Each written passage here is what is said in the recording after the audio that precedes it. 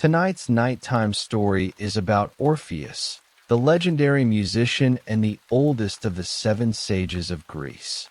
Imagine a man whose voice made stones weep and rivers stand still, whose music was so powerful that even the ancient gods of the underworld wept as they listened, and whose love for one woman was so great that he descended into the underworld to bring his wife Eurydice back. The name Orpheus became a symbol of the power of love and art to challenge fate itself. But behind this beautiful legend lies something more, because Orpheus was not just a singer and a hero of ancient Greek myths. He was also the founder of one of the most mysterious and influential religious and philosophical schools of ancient Greece, which we now call Orpheism. His teachings about the immortality of the soul, about reincarnation, and about the need for purification had a profound influence on Pythagoras, on Plato, and on the entire subsequent Western philosophical tradition. He was called the most ancient of the inspired philosophers. Some ancient authors, including the historian Hippobotus, placed him among the seven sages, not because he wrote laws or ruled cities, but because his wisdom came not from public debate, but from mystical vision and the sound of the lyre. It was said that Orpheus was a contemporary of the Argonauts, those bold adventurers who sailed to Colchis in search of the Golden Fleece, and his music helped them overcome every obstacle, from raging seas to the treacherous sirens. He was a student of Apollo himself, who gave him a golden lyre and taught him to play so beautifully that even wild beasts would leave their lairs to hear the song of Orpheus, and trees and rocks would move from their places to be closer to his voice. In this bedtime biography, we will begin our journey at the very beginning, from the moment Orpheus was born, and follow his entire life, from his first lessons in music to his tragic death and posthumous fame. We will learn why his body was torn apart by Thracian women, why his severed head continued to prophesy on the island of Lesbos, and why, on a summer night, we can still see his constellation of the Lyre among the stars. The persona of Orpheus has inspired creators for centuries. Tonight, may it inspire you to fall asleep and dream wonderful dreams. So, let us begin with what usually starts any acquaintance with a hero, namely his name. For in ancient culture, a name was never merely a random set of sounds, but always carried a deep, often prophetic meaning. The name Orpheus provoked debate even in antiquity, for some authors saw in it an indication of the tragic fate of its bearer, while others, on the contrary, emphasized his divine gift and his superiority over all other singers. The ancient etymologists, who loved to break words down into their component parts and search for hidden meanings, proposed two main versions of the origin of the name Orpheus.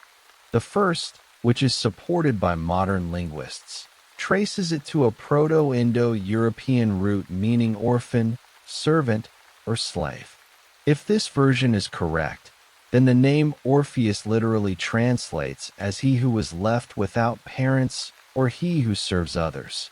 And this, you must agree, is an amazingly accurate prediction for a man who spent his entire life serving art and the ancient gods. It also echoes his role in the Orphic tradition, where he acts as a mediator between the world of humans and the world of the gods, as a servant of higher powers who brings divine knowledge to people. However, there is another version, proposed by the Roman mythographer Fulgentius, who lived in the 5th or 6th century after Christ and was known for his love of witty and sometimes rather strained etymologies. He claimed that the name Orpheus comes from a Greek expression meaning the best voice. This interpretation, although it is a folk etymology, that is, not a completely scientific explanation, but rather a beautiful guess, very accurately reflects the essence of what Orpheus did. For in the ancient tradition, his voice was indeed the best of all that mortals and immortals had ever heard.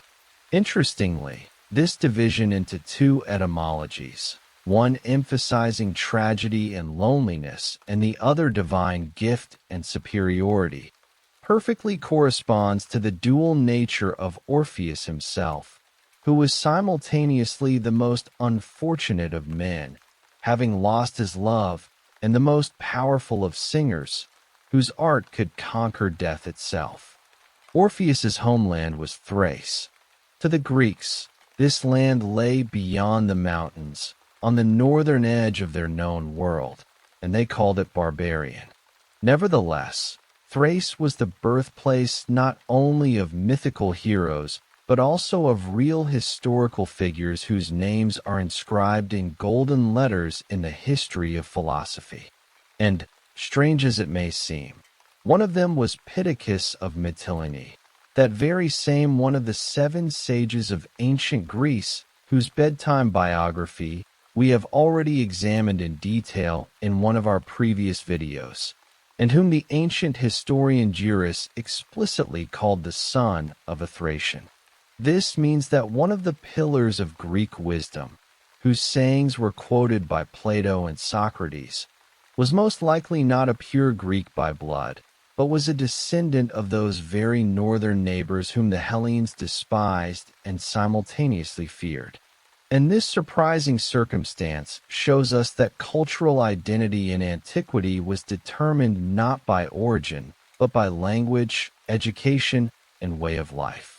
A man who spoke Greek, honored the Greek gods, and lived according to Greek customs was considered a Greek, even if his grandfather had come from distant Thrace. And in the same way, Orpheus, born in Thrace, became for the Greeks not a stranger but one of their own, because his music, his poetry, and his teachings were so beautiful and profound that they overcame all borders and all prejudices. Now we must make an important digression that will help us understand why the Thracian origin of Orpheus and Pittacus was so unusual, and why the Greeks, who were so proud of their culture and their identity, nevertheless accepted these outsiders from the north as their own. The fact is that for the ancient Greeks, being a barbarian meant not simply living beyond their borders, but being the complete negation of everything they valued in themselves. For barbarians, in their opinion, knew no laws, could not speak the proper language, did not worship the proper gods, and possessed neither philosophy nor art that could compare with the Greek. And this opposition of us versus them was one of the main foundations of their self-identity. One of the greatest sages, Thales of Miletus, who is considered the first philosopher in the history of Western civilization and who was numbered among the 7 sages, once said that he was grateful to fate for 3 things: for being a man rather than a beast, for being a man rather than a woman, and for being a Greek rather than a barbarian. And these words, which have come down to us through Diogenes Laertius, show how deeply the idea of superiority over all other peoples, including the Thracians, whom they considered wild and incapable of civilized life, was ingrained in the Greek consciousness. And when we read these words of Thales, we must understand that they were spoken not so much out of pride, but out of a deep cultural conviction shared by almost all Greeks of his time. And this conviction was so strong that even such a sage as Thales, who supposedly should have been above national prejudices, could not free himself from it, because he was a product of his era and his culture, and he simply could not imagine that a barbarian could equal a Greek in wisdom or in art. Yet, despite this deep conviction of their own superiority, the Greeks accepted Pittacus, a man with Thracian roots, as one of their greatest sages, and they accepted Orpheus, a Thracian by birth, as the greatest singer and prophet. And this apparent contradiction is actually resolved quite simply. They accepted them not as barbarians, but as Hellenes in spirit, because Pittacus and Orpheus spoke the Greek language, honored the Greek gods, and, most importantly, created works and teachings that were indistinguishable from the finest examples of Greek culture, and perhaps even surpassed them. Cultural identity in antiquity, as we have already noted, was determined not by blood but by language and education, and a man who spoke Greek, observed Greek customs, and worshipped the Greek gods was considered a Greek, even if his grandfather had come from Thrace. This is precisely why Pittacus, the son of a Thracian, could become one of the seven sages, and Orpheus, born in Thrace, could become a symbol of Greek music and poetry. And this shows that even in the proudest and most closed culture, there was always a place for those who were ready to accept its values and contribute to its development. Let us note that Thrace gave the world not only sages, but also warriors whose name became a symbol of defiance and the struggle for freedom. And if you have ever heard of Spartacus, that gladiator who led the slave revolt against the Roman Empire in the 1st century BC, then you should know that he too was of Thracian origin. And his name, like the name of Orpheus, reminds us that Thrace was not merely a wild backwater, but a land that gave birth to people capable of challenging the most varied twists of fate. And this capacity for resistance and for creativity was perhaps connected with the fact that the Thracians, living on the border between worlds, were always open to new influences and always preserved their independence, even when they adopted Greek culture.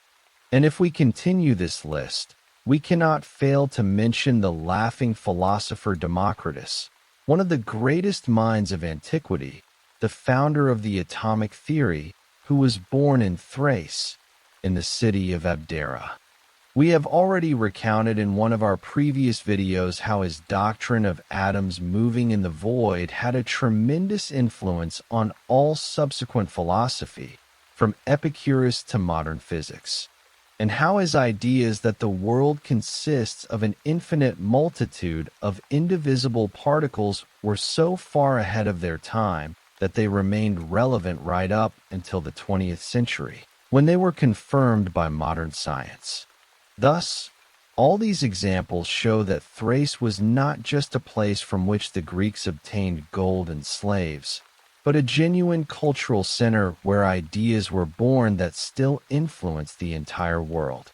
The specific place where Orpheus was born was called Pamphylia, and it was a small village situated at the very foot of Mount Olympus, that very mountain where, as the Greeks believed, the ancient gods dwelt, and where Zeus sat upon his throne, and where the very air, as contemporaries thought, was filled with a special energy and sacred light that penetrated the souls of men and made them more receptive to music and poetry.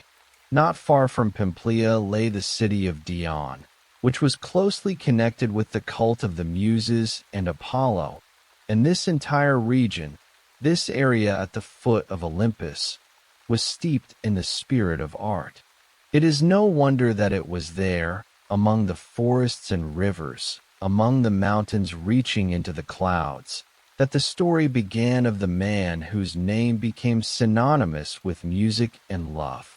Today, these places are located in the territory of modern Greece, in the region called Macedonia, and there, where Pamphylia once stood, as well as in the vicinity of Dion, ruins of ancient temples and sanctuaries remain, and archaeologists continue to find their evidence of ancient culture and the veneration of the Muses.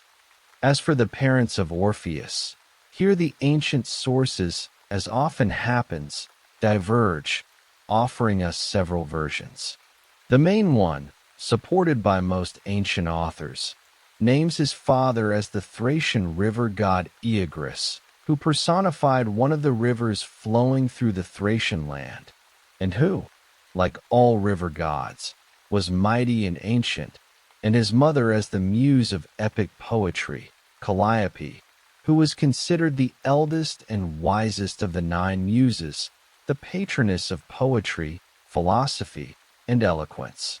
This pair, the god of the river and the muse of poetry, uniting, produced a being who combined within himself the fluid, changeable, yet indomitable force of nature and the crystalline clarity and harmony of art. And this union of 2 principles, the wild and the ordered, the chaotic and the harmonious, was reflected throughout his life and throughout his work. However, there was an alternative version proposed by the poet Pindar and supported by some other authors, according to which the father of Orpheus was Apollo himself, the god of light, music, and poetry. Clearly, the ancient Greeks seriously believed that Orpheus was not just a man, but a direct descendant of one of the greatest gods of Olympus, and his gift was not merely the result of training, but a hereditary, divine, innate property transmitted from father to son. As for his mother, here too there was no complete unanimity, for some sources name as Orpheus's mother the muse of dance and choral lyric, Polyhymnia, and others the muse of history, Clio, or even Minope, who was not a muse at all, but some other mythical figure.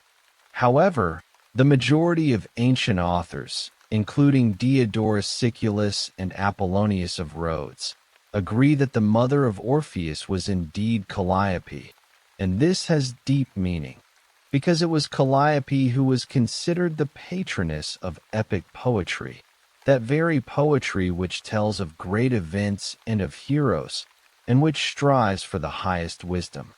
And it was this genre of poetry that was closest to what Orpheus did, because his songs were not mere entertainment, but a true philosophical and theological teaching that sought to explain the structure of the world, the nature of the soul, and its fate after death. Of course, behind this myth of divine parents lies the poetic metaphor common in ancient history, which was meant to emphasize the extraordinary gift of Orpheus. For the ancient Greeks, divine origin was not something unusual or incredible. Rather, it was a natural explanation for why some people possessed extraordinary abilities. If a man could play the lyre with incredible beauty, or if he could foretell the future, or if he could subdue the elements, then this, in their opinion, could not be the result of mere training or human talent, but must be a consequence of divine blood flowing in his veins. Moreover, we should not forget that in those times, the boundary between man and God was much more blurred than it is today, and many outstanding personalities were considered descendants of gods or mythical heroes. And this was not merely a poetic convention, but a part of their cultural identity and their political status, because descent from a god gave them the right to power and respect, and it also explained their extraordinary achievements, which would otherwise be difficult to understand. Take, for example, Periander, one of the 7 sages of ancient Greece, that very Corinthian tyrant who ruled in the 6th century BC, and who was famous for both his wisdom and his cruelty simultaneously. According to the testimony of ancient authors, he belonged to the family of the Heraclidae, meaning he was a direct descendant of the great hero Heracles, that very one who, according to legend, performed 12 labors and who, after his death, was raised to Olympus and became a god. The family of the Heraclidae, as Diogenes Laertius informs us in his Lives of Eminent Philosophers, was one of the most noble and powerful in Greece, and its members ruled in many cities, including Corinth, Sparta, and Argos. And their descent from Heracles gave them not only legitimacy, but also a special status that set them apart from other aristocratic families. And when we consider that Periander, who was known for his wisdom alongside Thales, Solon, and Pittacus, was in all seriousness considered a descendant of Heracles, we begin to understand that for the ancient Greeks, divine origin was not just a myth, but a real political and cultural force that determined the fates of entire cities and dynasties. And this way of thinking, although it may seem naive or even superstitious to us today, was actually quite rational within the framework of the worldview that existed in antiquity. The time has come to ask an important and difficult question that occupied the minds of ancient authors and continues to trouble us today. Namely, was Orpheus a real historical person who truly lived and created in Thrace in the distant past? Or is he a purely mythical figure, a product of the popular imagination, who over time became so overgrown with legends that his real features became completely unrecognizable? This question, as you understand, has no clear answer, and even the ancient authors who lived much closer to those times than we do could not reach a consensus. For some of them, including most historians and biographers, considered Orpheus a real historical figure and included him in their chronicles on an equal footing with other heroes and lawgivers, while others, among whom was Aristotle himself, regarded him with skepticism and considered him more a mythological character than a real man. And this range of opinions, which persisted throughout antiquity, shows how difficult it is to separate historical truth from poetic fiction when it comes to a figure who stands on the very border between myth and history.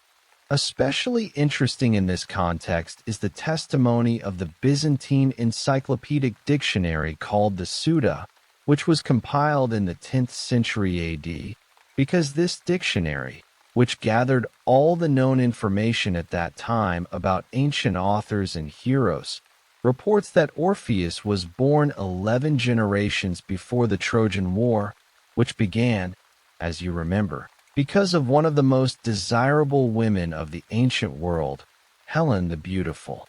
That is, approximately 300 to 400 years before the events that Homer described in his Iliad, and that he lived either 9 or 11 generations, which by the standards of that time was an incredibly long life. And this testimony, although it raises great doubts among modern historians, shows that the ancient authors perceived Orpheus as a figure belonging to the gray antiquity, to those times when the Olympian gods still walked the earth and when heroes performed their feats. And this placement of him in such a distant past made his figure even more mysterious and even more difficult to verify. Herodotus, who is considered the father of history and who always tried to separate facts from fiction, tells us an even more astonishing thing, namely that there existed two Orpheuses, one of whom was the elder and the other the younger, and that it was the younger of them, in the opinion of Herodotus, who participated in the expedition of the Argonauts.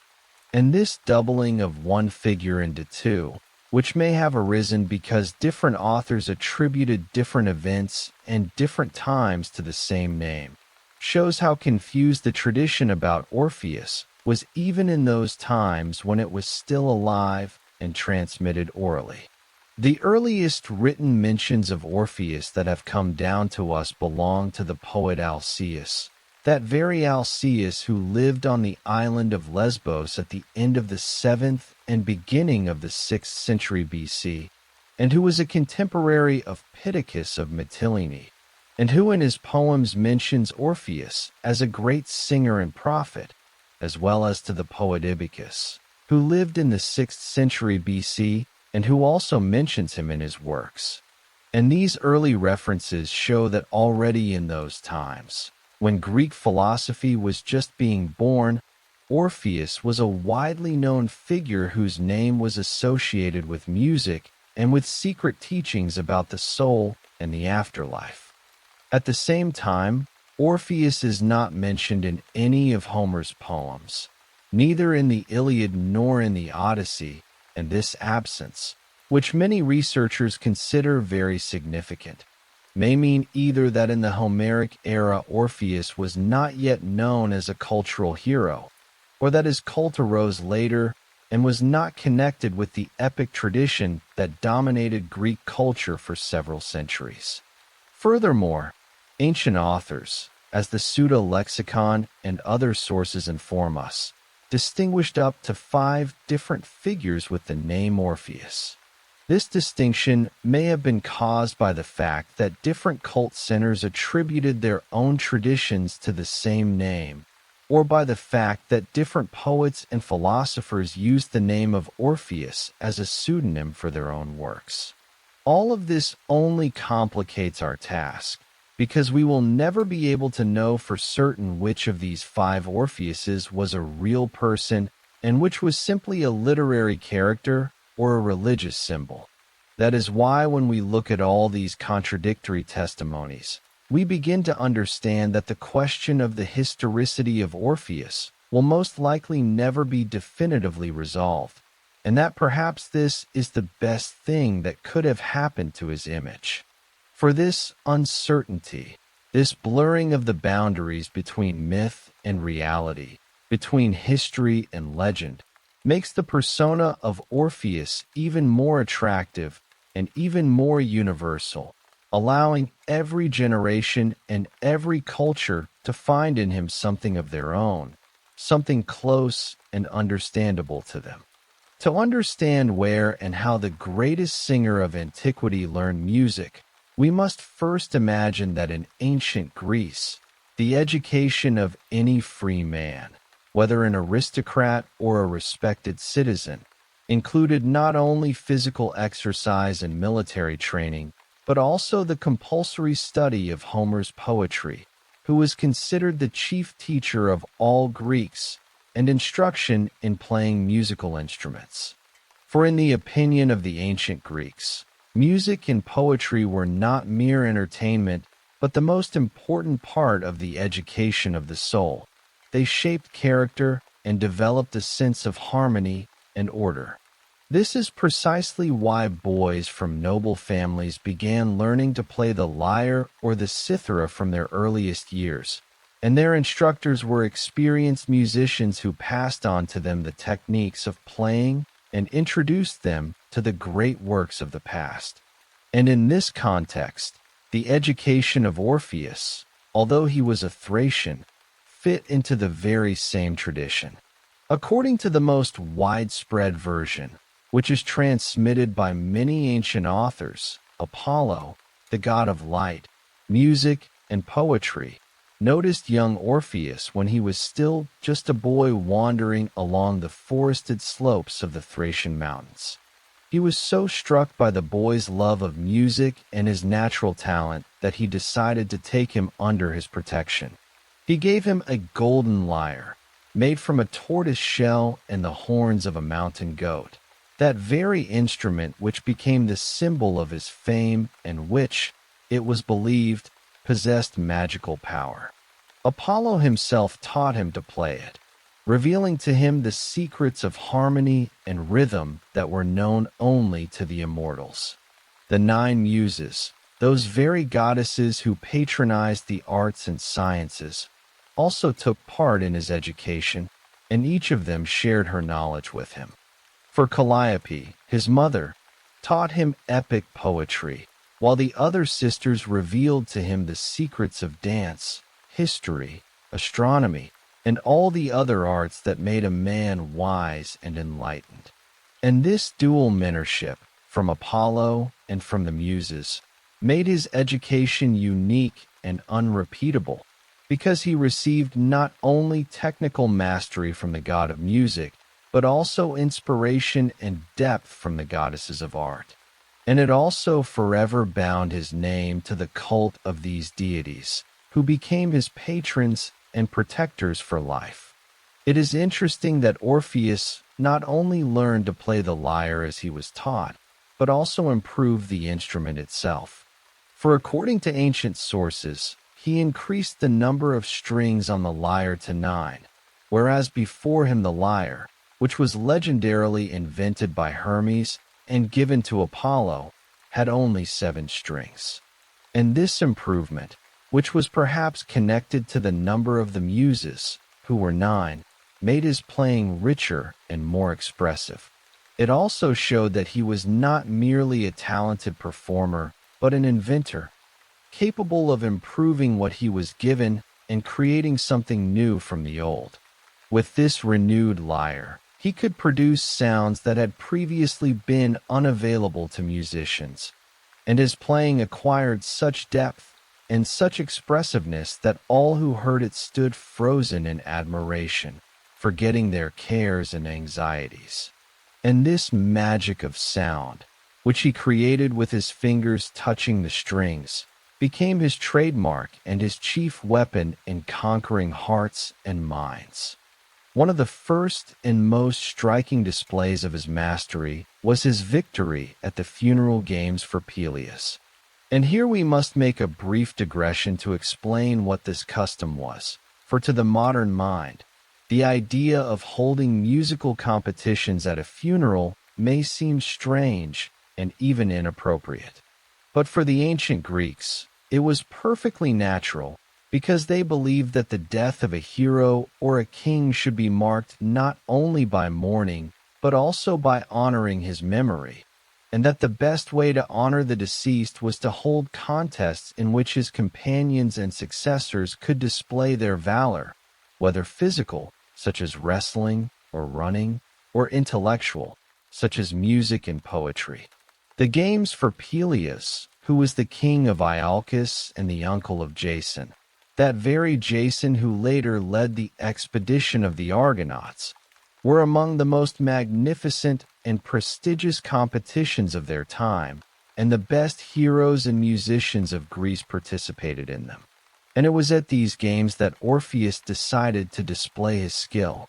He came forward to compete with his cithara in his hands, and he played so beautifully that all those present were astonished by his performance, and he won an undisputed victory over all his rivals, securing for himself the reputation of the greatest musician of his time.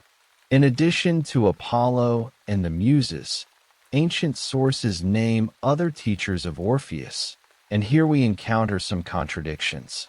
For some authors say that he was a student of Linus, who was considered either the brother of Orpheus or, according to other versions, his instructor, and who was a famous musician and poet. Others assert that he studied under Musaeus, who was in turn considered either the son of Orpheus or, conversely, his teacher. And these contradictions, which most likely arose because different cult centers attributed to their hero different teachers and different students, show how confused the genealogy of musical and poetic mastery was in the ancient world. However, regardless of exactly from whom Orpheus learned, all sources agree that his mastery was so great that already at an early age he demonstrated extraordinary abilities, and his playing on the lyre was so beautiful that his contemporaries, who believed in magic and miracles, were convinced that he possessed supernatural power, and that his music was capable of performing wonders beyond the reach of ordinary mortals. According to legend, when Orpheus took his golden lyre in his hands, the world around him ceased to be an ordinary world governed by the laws of nature and was transformed into something else, a space where the harmony of sounds overcame chaos. Even the rocks, which seemed to have stood motionless since the very creation of the world, began to move, as if they too could feel beauty and strive toward it. And this remarkable effect of his music upon nature, which all ancient authors describe without exception, was not merely poetic exaggeration, but the expression of a deep conviction that music possesses a power capable of reconciling contradictions. For it is a manifestation of cosmic harmony, that very harmony of the spheres which governs the movement of the stars and planets, and which pervades all existence, from the smallest grain of sand to the greatest galaxy. Aeschylus, the greatest tragedian of antiquity, in his famous tragedy Agamemnon, describes the effect of Orpheus's voice upon all living things. He says that even the wildest and most savage beasts, such as lions and wolves, could not resist his singing and approached him like tame dogs, and that even the trees, such as oaks and pines, began to bend toward him, as if they too wished to participate in this festival of sounds. And this testimony of Aeschylus, who was a contemporary of the flowering of Greek culture and who knew all the myths and legends of his time, shows that the magic of Orpheus's music was not merely a folk tale, but part of the cultural code shared by all Greeks, from simple peasants to educated aristocrats. And when we read these lines, we must understand that Aeschylus was not merely retelling an old legend but imbuing it with profound meaning. Of course, the modern person, accustomed to a scientific view of the world, may be skeptical of these stories about music moving trees and rocks. But we must remember that the ancient Greeks, like many other peoples of antiquity, lived in a world where the boundary between reality and metaphor was much more blurred than it is for us, and where poetic truth was often more important than factual accuracy. The symbolism of this magic extends far beyond the simple ability to tame beasts and move rocks. In a deeper sense, it represents the victory of order over chaos, of reason over instinct, of culture over nature. And this opposition, which was one of the central themes in Greek thought, found its expression in the myth of Orpheus, who with his music could subdue the wildest and most untamed forces, thereby showing that art and civilization are capable of overcoming obstacles that seem insurmountable to ordinary men. Recall what we said about Pherecydes' cosmogony, where time conquers chaos, and about the Pythagorean teaching on the harmony of the spheres, and you will see that the image of Orpheus subduing nature with his music is a direct reflection of these philosophical ideas. After Orpheus had fully mastered the art of music, he did not stop there and did not content himself with the fame that had already come to him, for he yearned to become not merely a great musician but a true prophet and theologian. To this end, he journeyed to Egypt. And this journey, which according to ancient authors was long and difficult, became a turning point in his life. For it was there, in the shadow of the great pyramids, among the priests who guarded the secrets of millennia, that he greatly advanced his knowledge in theology, rites, poetry, and music. He adopted those teachings about the soul and the afterlife which later became the foundation of Orpheism and which so strongly influenced Pythagoras and Plato. Egypt in those times, when Orpheus journeyed there, was not merely a land of pyramids and pharaohs, but a true center of world wisdom. The priests, who were considered descendants of Hermes Trismegistus himself, preserved knowledge about the structure of the world, the movement of the stars, the nature of the gods, and the fate of the human soul. And this knowledge, which was recorded in secret books and transmitted orally only to initiates, attracted sages to Egypt from all over the then-known world, from Babylon to Greece. Orpheus, upon arriving in Egypt, did not merely observe local rites and listen to the tales of the priests. He underwent a full initiation into the Egyptian mysteries, which were connected with the cult of Osiris and Isis.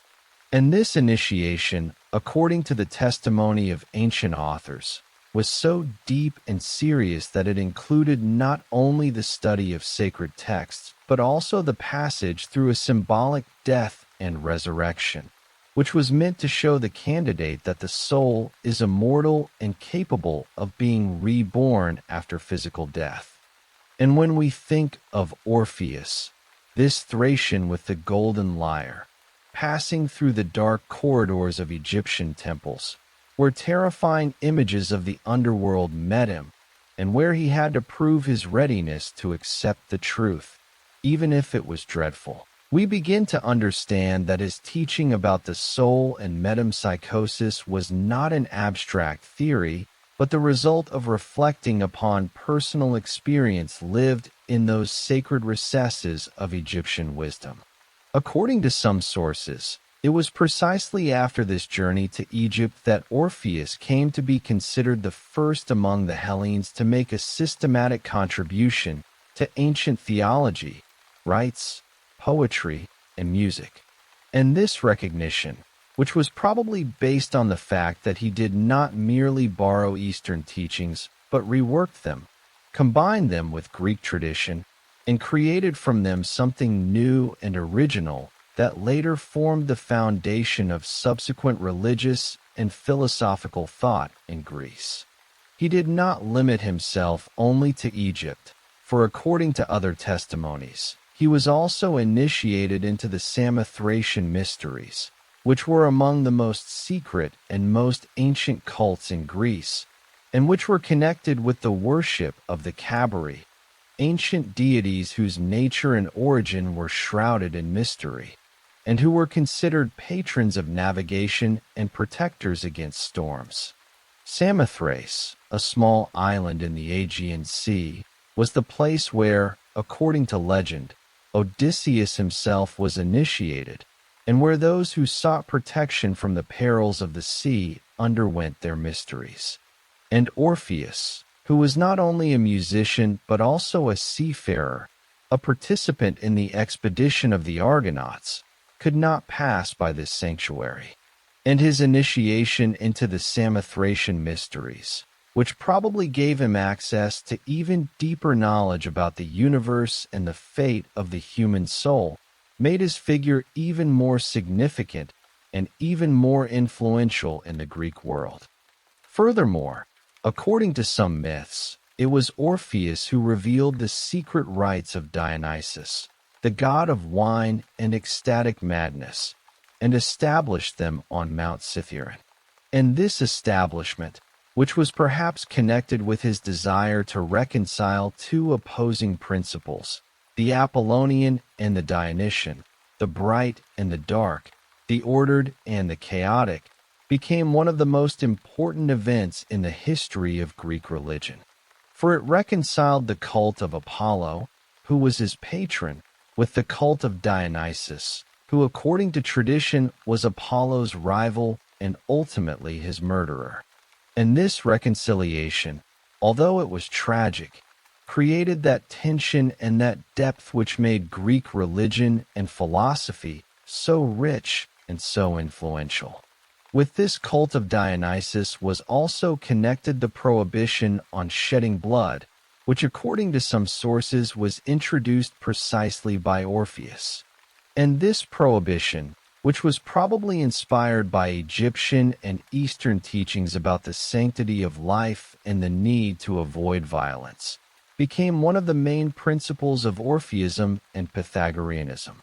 It also formed the basis of vegetarianism, which many followers of these teachings practiced, because they believed that the killing of an animal, like the killing of a man, defiles the soul and prevents it from achieving purification and liberation from the cycle of rebirths. There is also a curious legend that Orpheus taught music to King Midas, that very Midas who received from Dionysus the gift of turning everything he touched into gold, and who later cursed this gift because he could neither eat nor drink. And this legend, although it is one of many connected with the name of Orpheus, shows that his fame as a musician and teacher was so great that even the most powerful kings considered it an honor to be his students and to learn his art. Orpheus was not merely a singer and prophet, but also a cultural hero to whom the ancient Greeks attributed the bestowal upon humanity of the most important arts and crafts, including medicine, writing, and agriculture. And this makes his figure comparable to such heroes as Prometheus, who gave fire to men, or Triptolemus, who taught them how to cultivate the earth. And this shows that in the consciousness of the Greeks, Orpheus was perceived as a true teacher and benefactor of mankind, who led people out of a state of wildness and taught them to live in harmony with nature and with the gods. However, when we today try to understand when writing, medicine, and agriculture actually appeared in Greece, and how this relates to the era in which, according to myth, Orpheus lived and acted, we encounter an astonishing fact. It shows that these arts were known to the Greeks long before, according to tradition, our hero existed. Writing, for example, appeared in Greece in the 8th century BC, when the Greeks, most likely through Phoenician merchants, borrowed their alphabet and adapted it for their own language by adding vowels. And this happened approximately 500 to 600 years after the time when, according to some chronologies, Orpheus lived, if of course we accept the dating of his life to the 13th or 14th century BC, which follows from his participation in the expedition of the Argonauts, which in turn is traditionally placed one generation before the Trojan War, that is, around the middle of the 13th century BC. This means that if Orpheus was a historical figure, he could not possibly have taught writing to the Greeks. If we were to try to imagine what a book of Orpheus would have looked like in his own era, we would be very surprised. In the 13th century BC, the Greeks living in the Mycenaean civilization did not yet know their classical alphabet. Their writing, which scholars call Linear B, was completely different. It consisted not of letters, but of syllabic signs, which were used exclusively for accounting in palace archives. How much grain, how much oil, how many slaves. They did not record poems or prophecies on these tablets. But most importantly, like many other forms of knowledge of that era, this writing was lost after the fall of the Mycenaean palaces and was revived only in the 8th century BC, when the Greeks borrowed the alphabet from the Phoenicians. Thus, all the poems and teachings attributed to Orpheus have come down to us not through ancient tablets, but through a centuries-old oral tradition, which was later recorded in the new alphabetic script. The same can be said about medicine, which began to develop as a systematic art in Greece only in the 5th century BC, when the so-called Hippocratic writings appeared. These were composed approximately between 450 and 350 BC, and they represented the first attempt in the history of Western medicine at a rational, scientific approach to diseases, based on observation and on the theory of the 4 bodily fluids. And although the Greeks certainly knew some healing herbs and could treat fractures long before Hippocrates, no systematic medical school existed. Only in the classical era did healing turn into a genuine science, founded on logic and experience, rather than on superstition and magic. And this means that here, too, the attribution to Orpheus of the bestowal of medicine was an anachronism, reflecting the desire of the Greeks to connect the origin of this science with the most ancient and most revered of their sages. As for agriculture, here the situation is even more complex, because agriculture was known in Greece from time immemorial, long before any written history. It came to the Balkan Peninsula with the first farming cultures that spread across Europe in the Neolithic era, that is, approximately 6,000 to 8,000 years BC. So long before any Greek myths or legends appeared, people were already cultivating the land and growing grain crops and vines. Therefore, Attributing the gift of agriculture to Orpheus was more a symbolic gesture meant to emphasize his role as a teacher of civilization than a historical fact. And when we think about all these contradictions, we begin to understand that the image of Orpheus as a teacher of civilization, who bestowed upon mankind writing, medicine, and agriculture, is not so much a historical fact as a powerful cultural symbol. It reflected the beliefs of the Greeks that art and wisdom have divine origin, and that they were given to men by great heroes of the past who themselves stood on the boundary between the world of gods and the world of mortals. This is precisely why in the Greek consciousness Orpheus occupied a unique place as the most ancient and most primordial sage, who, in their opinion, lived in those times when the gods still walked the earth and when heroes performed their feats, and whose wisdom was not the result of study or observation, but a direct gift of the gods. Pindar, who was one of the greatest poets of ancient Greece and who lived in the 5th century BC, called Orpheus the father of songs. And this high title, which he bestowed upon him, was not merely poetic embellishment, but reflected the role that Orpheus played in Greek culture as the founder of the musical and poetic tradition, which later influenced all subsequent poets, from Sappho to Homer, and which created that very language in which the gods and heroes of antiquity spoke. This is why it is most reasonable to view the image of Orpheus as an archetype of the creator and civilizer, rather than as a specific individual. According to legend, Orpheus took part in one of the most famous enterprises in all of Greek mythology, namely the expedition of the Argonauts in search of the Golden Fleece. This participation, which is attested by the earliest sources and the most ancient depictions, makes his figure not merely an abstract sage, but a real actor in the world of heroes, and it shows us that his music was not mere entertainment, but a force capable of influencing the course of events and saving lives. The earliest depiction of Orpheus that has survived to our day, and which is indisputable proof of his participation in this expedition, is found on the metope of the treasury of the Sicyonians at Delphi. A metope is a rectangular stone slab with a relief sculpture, which in ancient Greek architecture filled the space in the Doric frieze. In essence, it is a sculptural picture built into the wall of a building. The treasury of the Sicyonians, built around 560 BC, was decorated with several such metopes, and one of them depicts the Argonauts.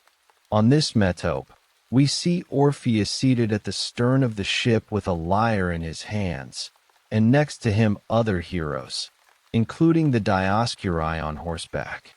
This depiction is one of the most ancient testimonies of his cult, and shows that already in the archaic era, his presence on the Argo was considered an integral part of this story. The artists could not imagine the expedition without him. Where can one see this masterpiece today?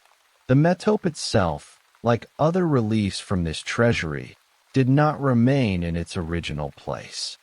It is kept in the Archaeological Museum of Delphi, which is located right on the grounds of the ancient sanctuary, and is displayed there together with other metopes from the treasury of the Sicyonians, showing scenes of the Caledonian boar hunt and the abduction of the cattle by the Dioscuri. If you ever find yourself in Delphi, you can approach this display case and see with your own eyes how the ancient craftsmen depicted Orpheus, the singer whose voice, according to legend, was stronger than the waves and stronger than fear. Early poets, such as Simonides of Ceos, who lived in the 6th and 5th centuries BC and who was one of the greatest lyric poets of antiquity, and Pindar, who was his contemporary and who, as we have already mentioned, called Orpheus the father of songs, also mention his participation in the expedition of the Argonauts. And these mentions, which have come down to us in the form of fragments and quotations, show that for the Greeks of the classical era, Orpheus was not merely a legendary figure from the distant past, but a real participant in those events that formed the foundation of their heroic epic. And his music was not a beautiful addition, but a necessary part of this enterprise, without which the Argonauts could not have overcome the obstacles that stood in their path. But why was his presence on the ship so necessary that Jason, in the opinion of the ancients, could not even have set sail without him? And why was Orpheus, rather than some other hero, chosen for this role? Because Orpheus was not merely a musician who entertained the rowers during long crossings, but the true spiritual center of the expedition, the one who set the rhythm for all life on the ship, and who maintained the morale of the heroes when they faced dangers and obstacles. When the Argonauts sat down at the oars, Orpheus took his lyre and began to play, and his music set the rhythm that allowed them to row synchronously and efficiently, so that the Argo moved faster and more easily than any other ship. Even the exhausted rowers found the strength to continue, because the sounds of his lyre inspired them and filled their hearts with courage. When a storm arose at sea, Orpheus played, and his music calmed the waves, so that the sea became as smooth as a mirror, and the ship could safely continue on its course. Even the clashing rocks, which would converge and diverge, ready to crush any vessel, stopped when they heard his playing and let the Argo pass through the strait, while all other ships that attempted this passage were crushed and destroyed. But the most famous and most dramatic episode in which his music played a decisive role was the encounter with the sirens, those half-bird, half-woman creatures who with their enchanting singing lured sailors onto the rocks, where they were dashed to death. They were one of the most terrible dangers in Greek sea legends. When the Argo approached the island of the sirens, Jason, knowing their treachery, ordered all members of the crew to plug their ears with wax so they could not hear their singing. But Orpheus did not plug his ears, for he knew that his own music could counter the singing of the sirens. He took his lyre and began to play and sing so beautifully that the sounds of his voice and his instrument drowned out the singing of the sirens. And although some members of the crew who had not managed to plug their ears felt a faint temptation, they did not succumb to it, because the music of Orpheus was stronger. They were able to sail past the island without being shipwrecked. And finally, when the Argonauts arrived in Colchis, Orpheus once again came to their aid, for he helped to lull to sleep the dragon that guarded the golden fleece. And this was perhaps his most important contribution to the success of the expedition, because without his music the dragon would not have fallen asleep. Jason could not have taken the fleece, and all the efforts of the heroes would have been in vain. It was Orpheus who with his playing put the monster to sleep, and under the sounds of his lyre the dragon, who never slept and never closed his eyes, lowered his enormous head to the ground and sank into a deep slumber. Jason, seizing this opportunity, was able to approach the tree on which the fleece hung and take it down without exposing himself to mortal danger. Was this expedition a real historical event, or is it a purely mythical invention that over time became so overgrown with legends that its historical foundation became completely unrecognizable? Remarkably, even the most skeptical scholars, who usually reject any attempt to find historical truth in myths, acknowledge that at the core of the legend of the Argonauts lie quite real events, namely the raiding and trading expeditions of Greek seafarers to the shores of the Black Sea, which began in remote antiquity and which left behind numerous archaeological traces. Strabo, the the great geographer and historian who lived at the turn of our era and who was one of the most educated men of his time, directly connects the myth of the Golden Fleece with the actual method of gold extraction practiced by the local tribes in the Caucasus. He writes that mountain streams there bring down gold, and that the barbarians catch it with shaggy fleeces which they dip into the water, and that it was from this practice that the legend of the Golden Fleece arose, which needed to be obtained and brought back to Greece. This rationalistic interpretation, which of course does not explain all the magical elements of the myth, such as the dragon and the bulls with bronze feet, nevertheless shows that even in antiquity people tried to find a real basis for these fabulous stories. They saw in them not merely fiction, but a reflection of the real contacts between the Greeks and the peoples of the Black Sea region. Modern archaeological discoveries fully confirm this hypothesis, for on the coast of the Black Sea numerous traces of ancient Greek presence have been found, including the remains of trading cities and polis. And these cities, which were founded by Greek colonists beginning in the 7th century BC, testify that the Greeks indeed actively sailed to these regions, traded with the local tribes, and exported from their gold, grain, and other valuable goods. The most astonishing archaeological find that has a direct bearing on our subject was made in the area of Sochi in 1997, when a so-called black archaeologist discovered a whole scatter of ancient Greek objects, which entered the scholarly literature under the name of the treasure of the Argonauts.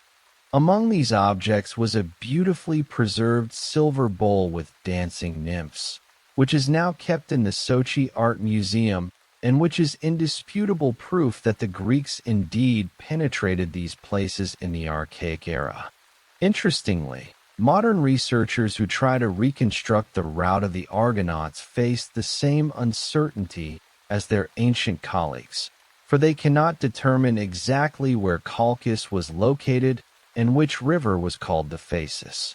This confusion, which arose because the Greeks, as they explored new lands, transferred old names to new places, shows that the historical foundation of the myth of the Argonauts was significantly reworked and adapted to new geographical realities, and that we will never be able to say exactly where the events that lie at its core took place. Imagine a man whom Pythagoras himself called his teacher and whom the Greeks placed alongside the greatest sages. There is a dark legend that Pherecydes was killed and flayed as a sacrifice by the Spartans, and that his skin was kept by their king as a testament to wisdom. However, this is merely one of many contradictory stories about his death, and, as is often the case with ancient sages, the truth is hidden behind the thick fog of time. Ancient chronicles preserve another astonishing and terrible legend. His body was eaten by lice, and the Delians were convinced that Apollo had sent this punishment upon him. Why did the Olympian god punish one of the titans of thought, whom some even included in the list of the 7 sages? One of the reasons the ancients cite is pride. Yet, by a twist of irony, Pherecydes forever remained in the shadow of his student Pythagoras. But today we will restore justice and tell as fully as possible the story of the teacher who taught the great thinker the mystical secrets of numbers and the immortal soul. Pherecydes of Syros lived in an era when any story about the gods was told only in verse, and he was the first in the history of Greece to dare to write about them in prose. His books were sought after by Plato himself, and Aristotle called him one of the first who tried to explain the structure of the world not through myths, but through logic. In short, he was an ancient cosmologist. On his rocky shore of a distant island in the center of the Aegean Sea, depressions carved into the stone are still visible. These are the remains of an ancient observatory that Pharisaids built to catch the rays of the sun in stone traps and measure time. Perhaps, from across the ocean, you cannot hear for sure, but it seems to me that these ancient clocks whisper that right now is the best time to hear the story of this forgotten genius, who is called one of the most mysterious ghosts of early Greek philosophy. Nevertheless, most modern scholars agree that the expedition of the Argonauts, if it had any historical basis, should be dated to the 13th century BC, that is, to the time when the Mycenaean Greeks, who were the predecessors of the classical Greeks, actively sailed the Mediterranean and Black Seas. The Greeks, who themselves did not have sufficient reserves of metals, were interested in establishing trade relations with this region. And this economic necessity, most likely, was the real driving force that led to the creation of the legend of the Golden Fleece. And when we think that this myth, which seems to us merely a beautiful fairy tale about heroes and monsters, actually reflects real processes that took place in the Bronze Age, when entire civilizations depended on supplies of metals, and when control over trade routes was a matter of life and death, we begin to understand that the story of the Argonauts is not merely entertainment, but an important historical document. It allows us to peer into those distant times when people were only beginning to master seafaring, and when every voyage into unknown lands was a true feat, worthy of having songs and legends composed about it.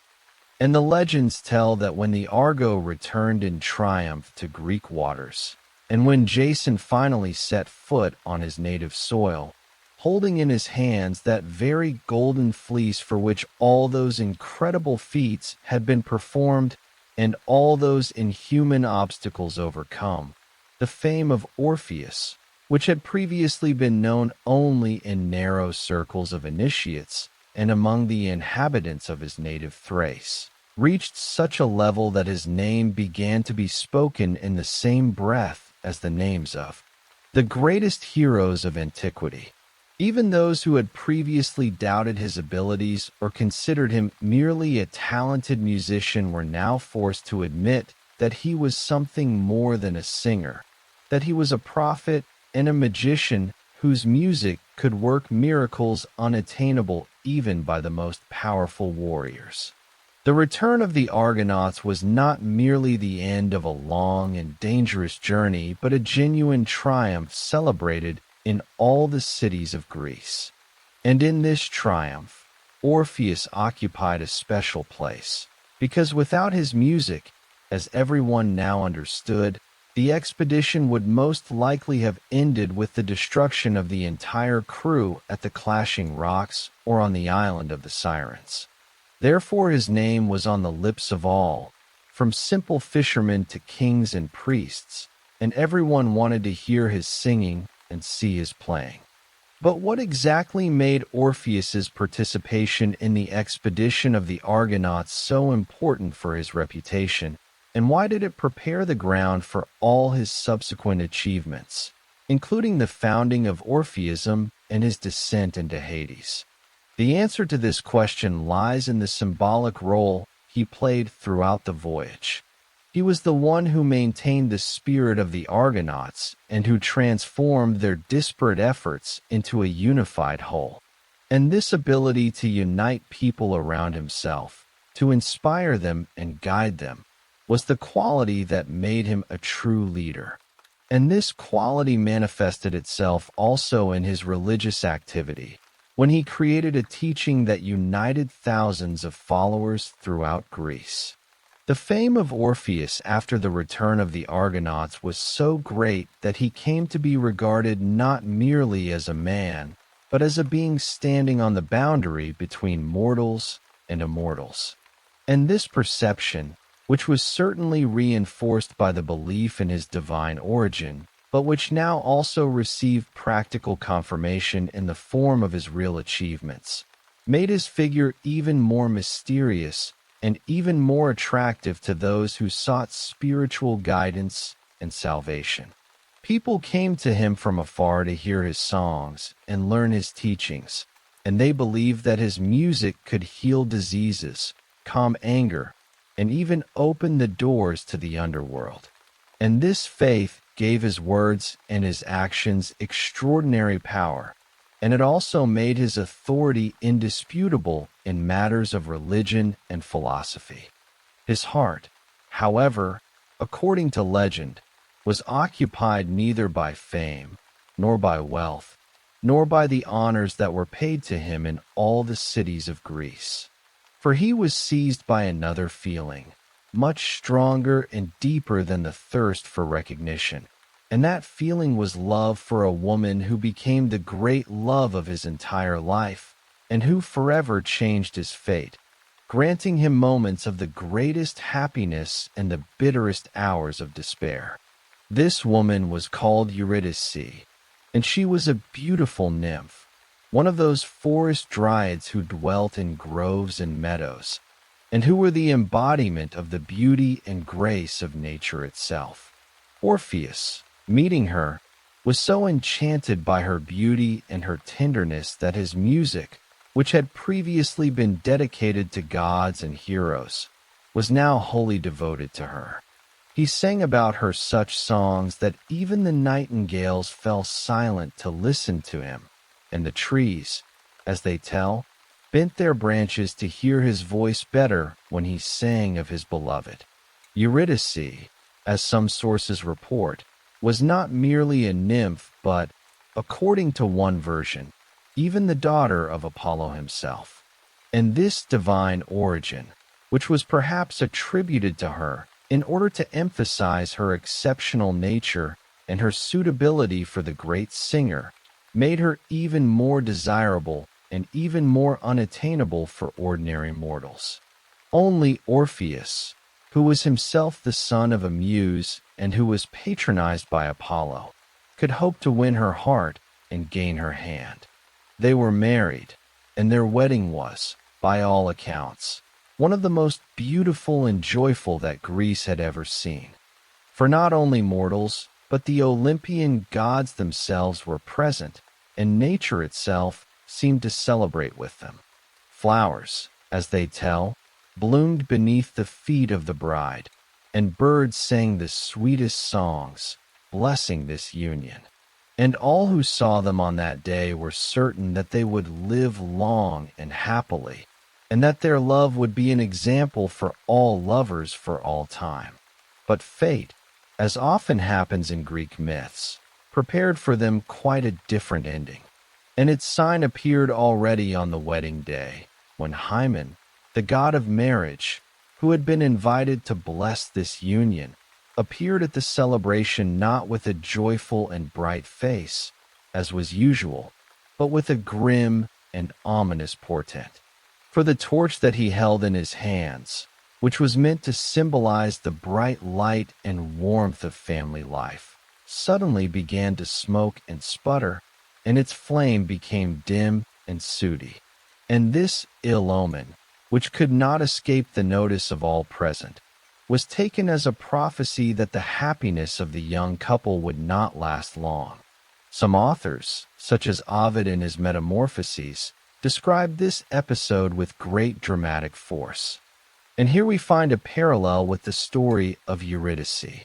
In the 90th Psalm, it is said that the righteous man will tread upon the asp and the basilisk without being harmed, for he is under the protection of the Most High. This prophecy has its roots in the very beginning of the biblical narrative, when God tells the serpent that the seed of Eve will crush its head, while it will strike at their heel. Here sounds the promise of victory, achieved through suffering. But in the story of Eurydice, everything happens differently. She does not tread upon the serpent with the confidence of the righteous woman. She merely walks through the forest, and the serpent fatally bites her heel. This is almost a mirror image of the prophecy, but without protection and without hope. Eurydice is not a righteous woman, not a heroine, but simply a woman who happened to be in the wrong place at the wrong time. Her death is not punishment, not redemption, but a blind accident that lays bare the fragility of all humanity. She dies not from her own sin, but from the fact that the world is so constructed that even the most innocent walk may be one's last. Remarkably, this ancient image did not remain in the past. It continues to manifest itself in completely different guises. Take, for example, medical symbolism. Here occurred one of the most curious confusions in the history of visual images. In the ancient tradition, the symbol of healing was the staff of Asclepius or Aesculapius. This staff looked like a pole around which a single serpent is coiled.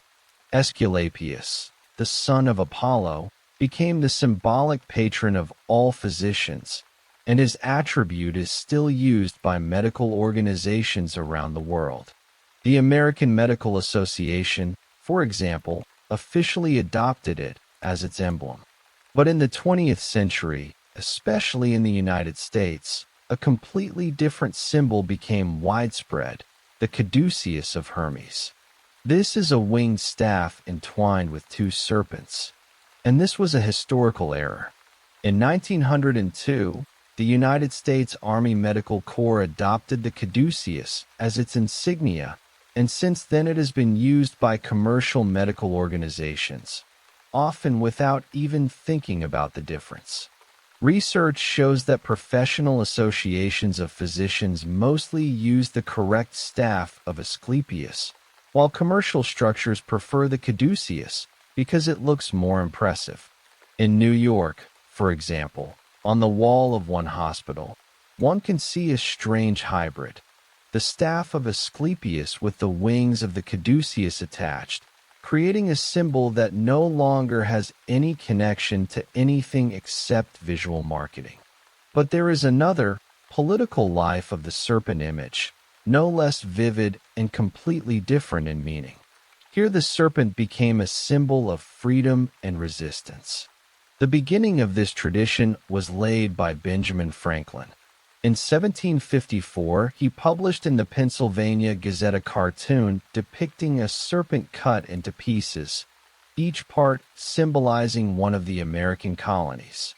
The idea of the image relied on a belief popular at the time that a serpent cut into pieces could come back to life and heal if its fragments were joined before sunset. This drawing, which became an immortal classic, was accompanied by the caption "Join or Die."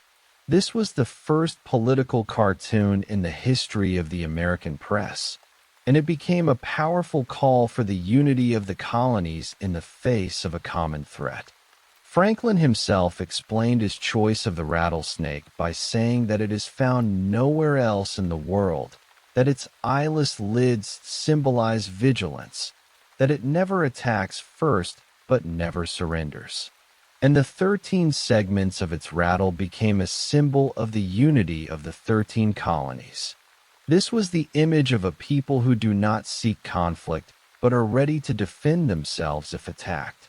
Later, in 1775, Colonel Christopher Gadsden created a yellow flag with the image of a coiled rattlesnake and the inscription, "Don't tread on me." This flag was used by the first Marines, and it became one of the symbols of the young American nation.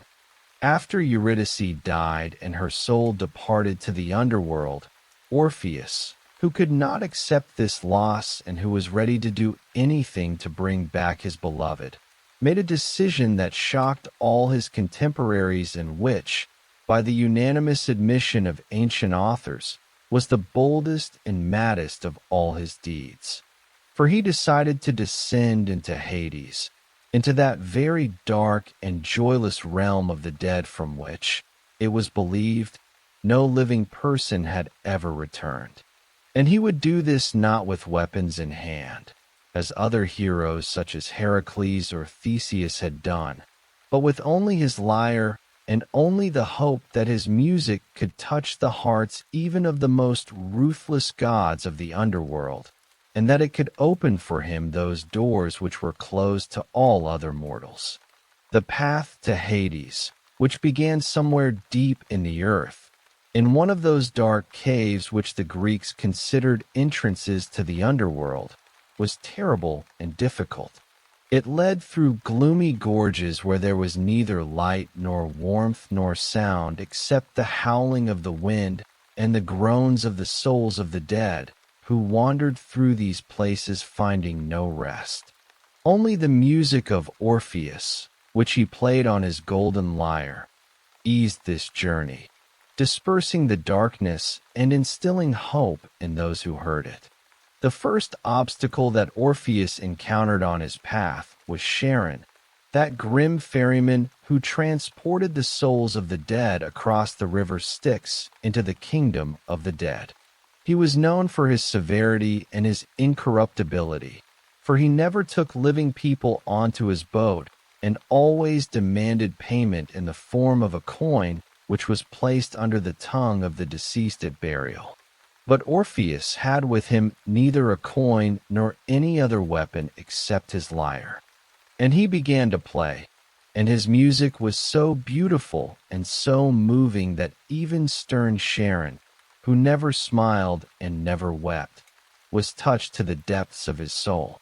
He agreed to ferry a living man across the Styx, and for the first time in his long history, his boat, which was intended only for the dead, received on board a living singer.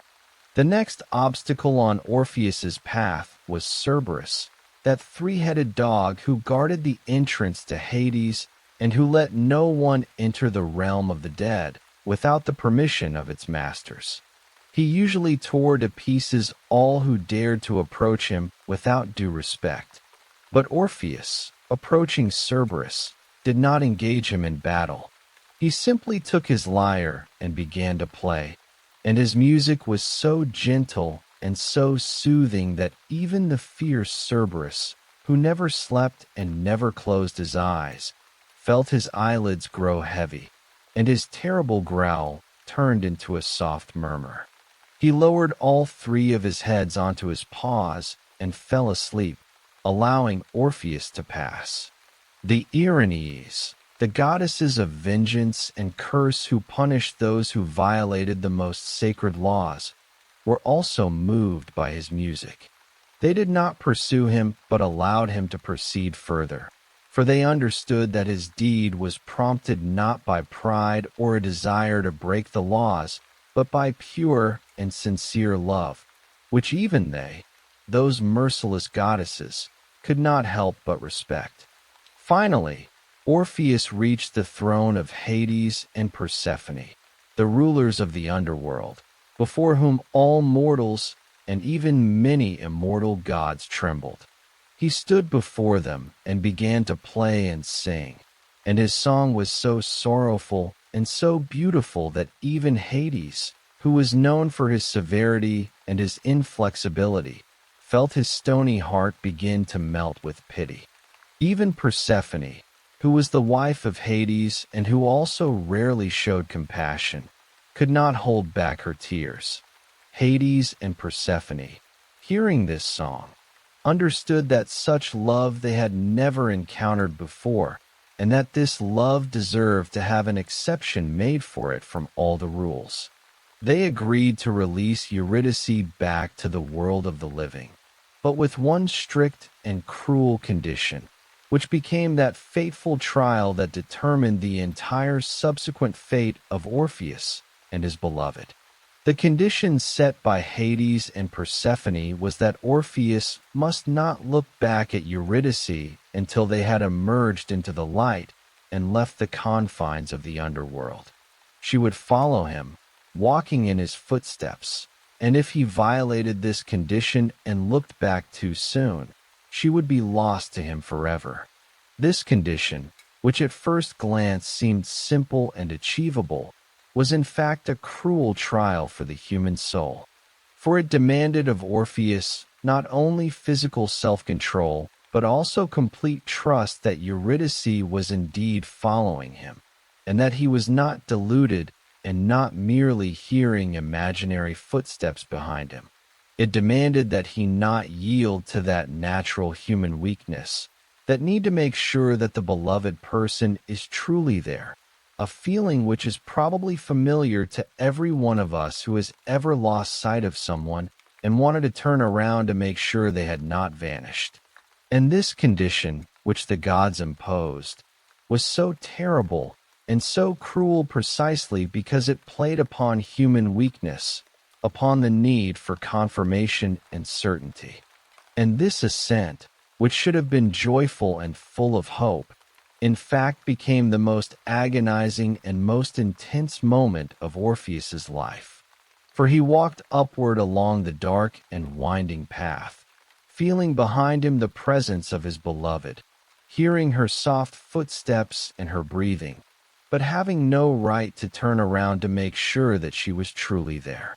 And this torment, this agonizing uncertainty, lasted for long hours as he climbed higher and higher, approaching the exit from the underworld.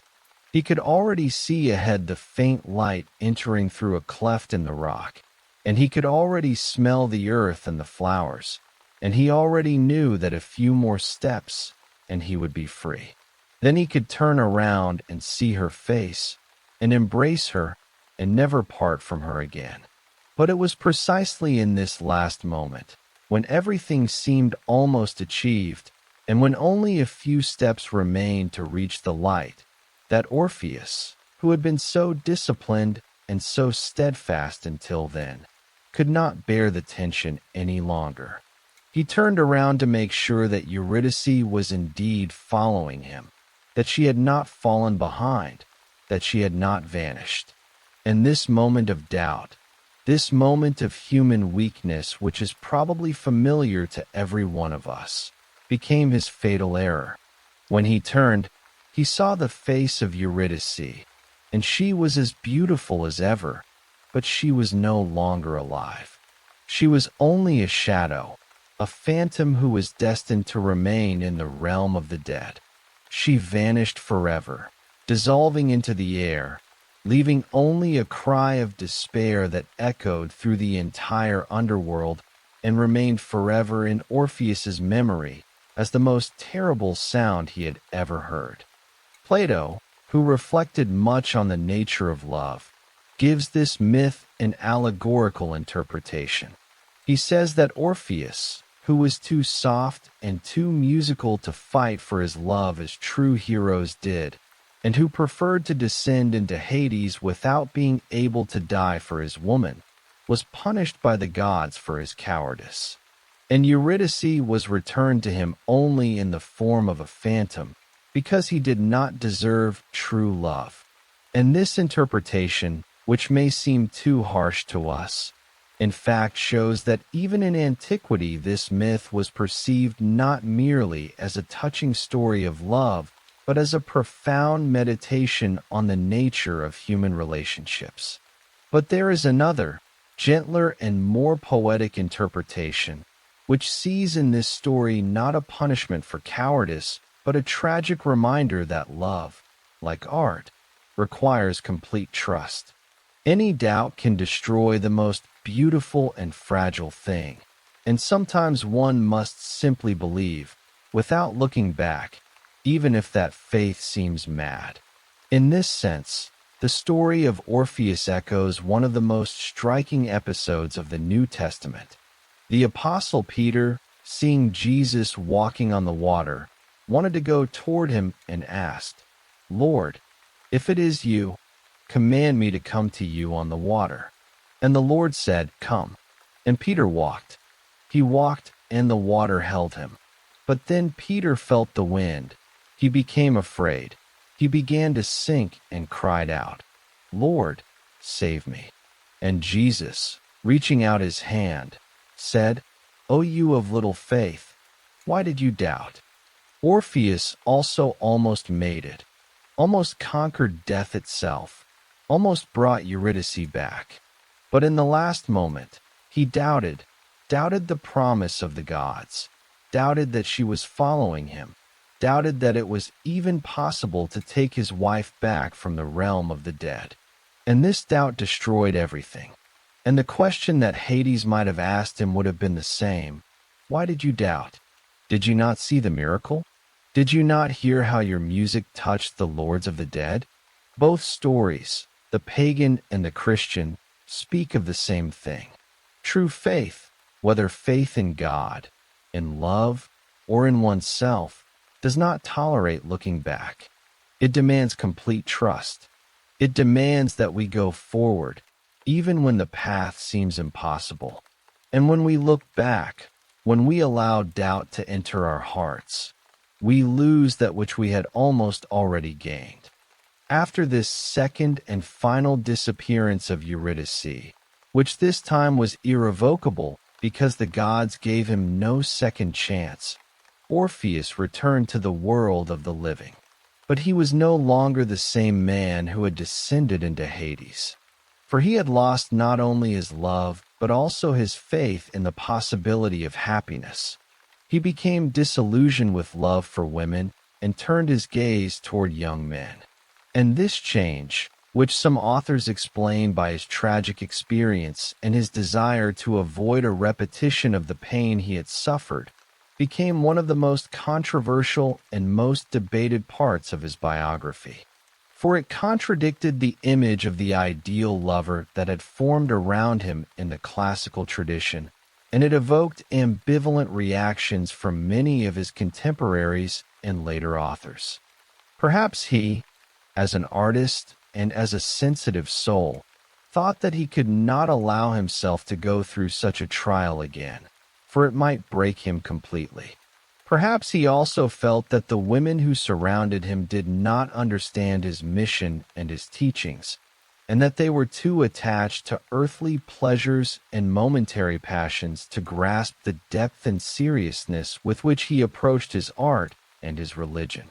Therefore he chose to devote himself to those who, as he believed, were capable of understanding him, namely young men, who were more receptive to his teachings and more ready to follow him in his spiritual quest.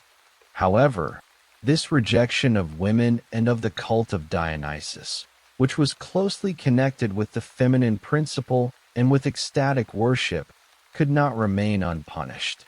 For Dionysus was a god who did not forgive neglect, and who demanded that he be honored on equal terms with the other Olympians, especially in such regions as Thrace, where his cult was particularly strong and where his Maenads, the so-called Bacchantes, wielded enormous influence and tolerated no disobedience. Tradition also preserves another version of this story, according to which the cause of Dionysus's wrath was not so much a personal insult, but the fact that Orpheus, in one of his songs dedicated to the gods, omitted the name of Dionysus, or that he established on Mount Cithaeron, where, as we remember, he had transferred the rights of Dionysus from Egypt, rules that were too strict and that did not allow women to participate in the mysteries. And this was perceived as a direct challenge to the god of wine and ecstasy, who believed that his mysteries should be accessible to all without exception, and that anyone who tried to restrict their spread deserved the most severe punishment. After Orpheus rejected women and the cult of Dionysus, and after he dedicated himself to the service of Apollo, the moment arrived when his fate was finally sealed. And this moment came on that day when, according to tradition, he was in the city of Dium, which was located in Macedonia, not far from those places where he was born and where his music had first conquered the world. There he encountered a throng of Thracian Maenads, those very Bacchantes who were the faithful servants of Dionysus and who did not forgive those who rejected their cult and their deity. They fell upon him with such fury that he could not defend himself with his lyre, which had always been his chief weapon. They tore him apart, rending his body into pieces, scattering his limbs across the field.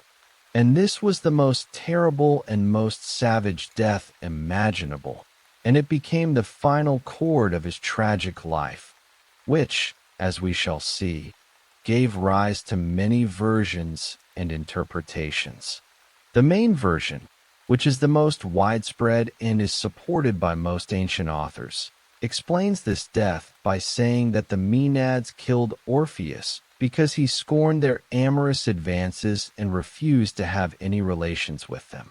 And this version, which perhaps reflects those very fears and prejudices associated with his rejection of women, shows that his death was not merely accidental, but was a direct consequence of his life choices.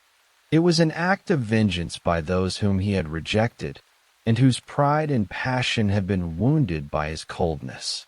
Another version, which also has ancient roots and is cited by many authors, connects his death with the wrath of Dionysus himself, who sent the Maenads upon Orpheus because he did not honor him properly and preferred Apollo to him. And this version, which emphasizes the religious aspect of this conflict, shows that even the gods do not forgive neglect, and that he who rejects one of them risks incurring their anger and their vengeance, which can be more terrible than any human enmity. There is also a third version, transmitted by the historian Conon, according to which the women killed Orpheus not out of love or religious fanaticism, but because he did not admit them to his mysteries. And this version, which emphasizes his role as the founder of a cult and as the keeper of secret knowledge, shows that his death was caused by his desire to keep his teachings and his rites secret from those whom he considered unworthy of them. And this desire, which may have been motivated by his conviction that women were incapable of understanding the depth of his teachings, became the cause of his destruction. Yet another version, which has come down to us through Byzantine scholiasts, asserts that Orpheus was killed because in his song praising all the gods, he omitted the name of Dionysus. And this omission, which at first glance might have seemed accidental, was in fact perceived as a deliberate insult that could not remain unpunished. It led to his death, for the gods do not forgive even the slightest neglect of themselves. Finally, there is a completely different version, which Pausanias gives in his description of Greece, according to which Orpheus was not torn apart by the Maenads, but struck by lightning. And this version, which may be more ancient and more poetic, shows that his death was not so much the result of human cruelty as an act of divine wrath directed at him, because he, being mortal, had dared to penetrate mysteries that were not meant for men. His end was not martyrdom, but rather a just punishment for his pride and for his striving toward what was forbidden. After Orpheus was killed, his murderers, who according to some versions were the Edonians, that is, the inhabitants of Thrace, were punished by Dionysus, who turned them into oak trees. And this transformation, which perhaps symbolizes their numbness and their loss of human essence, shows that even those who carry out the will of the gods cannot always escape their wrath. The gods, being unpredictable and capricious, may punish not only their enemies but also their servants, if they overstep certain boundaries. The Thracians, who mourned the death of their great singer, in revenge for this murder began to tattoo their wives. And this practice, which persisted among them for many generations, became a symbol of their grief and their anger. It also became a reminder that this death, which we today call martyrdom, left a deep mark on the culture and the memory of a people who considered Orpheus their greatest son and their most revered prophet. The symbolism of Orpheus's death as martyrdom for his faith, as the destruction of one who did not renounce his convictions and his teachings even in the face of the most terrible death, is one of the most powerful and most profound in all of Greek mythology. for it shows that faith, like love, can be stronger than fear, and that even when the body is destroyed, the soul remains unconquered. And it is this unconquered soul, as we shall see in the next chapter, that became the source of his posthumous fame and his immortality. After the Maenads tore apart the body of Orpheus, they, as ancient sources report, in a fit of wild joy and cruel triumph, threw his head and his golden lyre into the river Hebrus, which flowed through the Thracian land and which was considered sacred by the local tribes. And this river, receiving these sacred remains into its waters, carried them along its current. The head of Orpheus, separated from his body but still retaining its divine power, floated upon the waves. According to the legend retold by Lucian, the head and the lyre, passing through the Aegean Sea, continued to drift to the sound of music. The head sang a funeral lament, and the lyre accompanied it in the gusts of wind. Eventually they were cast by the waves onto the shore of the island of Lesbos, that very island which, as we remember, was the homeland of the poetess Sappho and the poet Alcaeus, and of course, of one of the seven sages of Greece, Pittacus. Lucian relates that the son of Pittacus, Neanthus, wished to possess the lyre of Orpheus. It, according to legend, was raised from the water by a fisherman or, according to another version, by the Muses themselves, who mourned their beloved singer.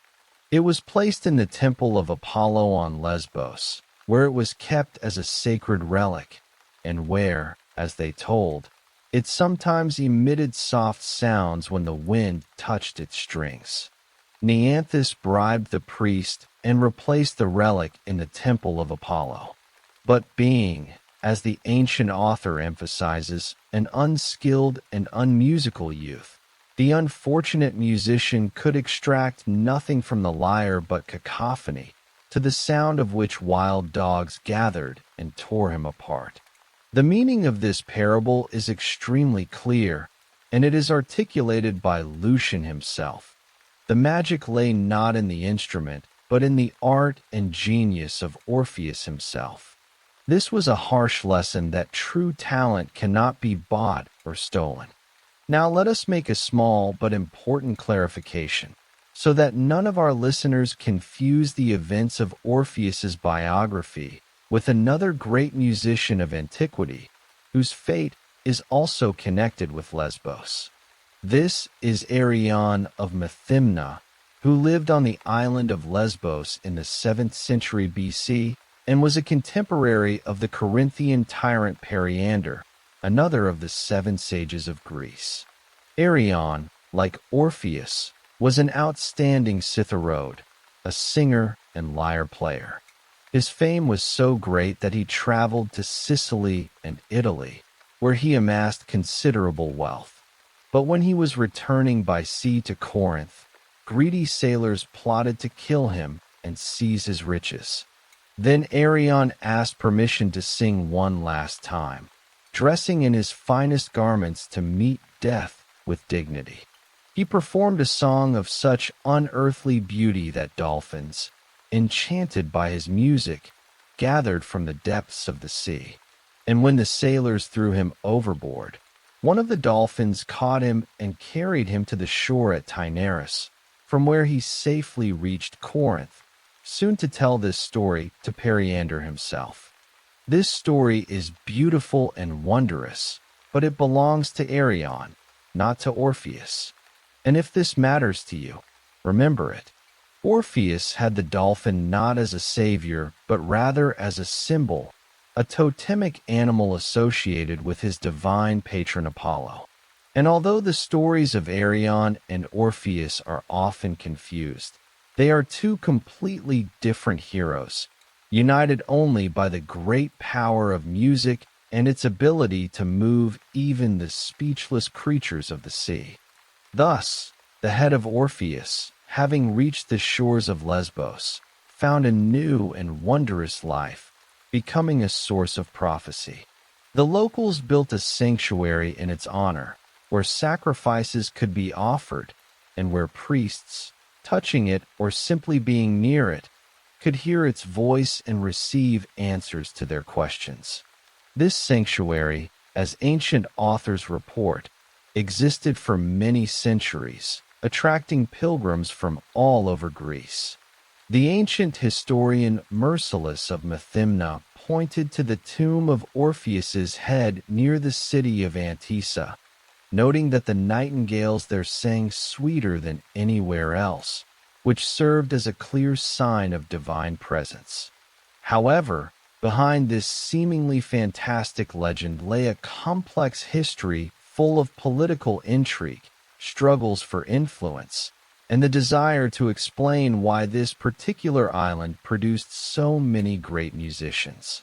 The legend of the floating head first appears in the Hellenistic era with the poet Phanicles. This myth served as an aetion, an explanation of origin, for the incredible musicality of Lesbos. It was believed that the head of Orpheus charged the island with its magic, giving the world such geniuses as Terpander, Sappho, and Alcaeus. This was a way to sacralize and explain cultural superiority. The most interesting thing is the pragmatic side of the legend. The prophesying head in the cave sanctuary near Antissa enjoyed enormous popularity, so much so that, according to Philostratus, pilgrims began to prefer this oracle, neglecting the renowned shrines of Apollo at Delphi, Claris, and Grynea. The sanctuary of the head of Orpheus became a serious competitor. So this was not just a creepy legend.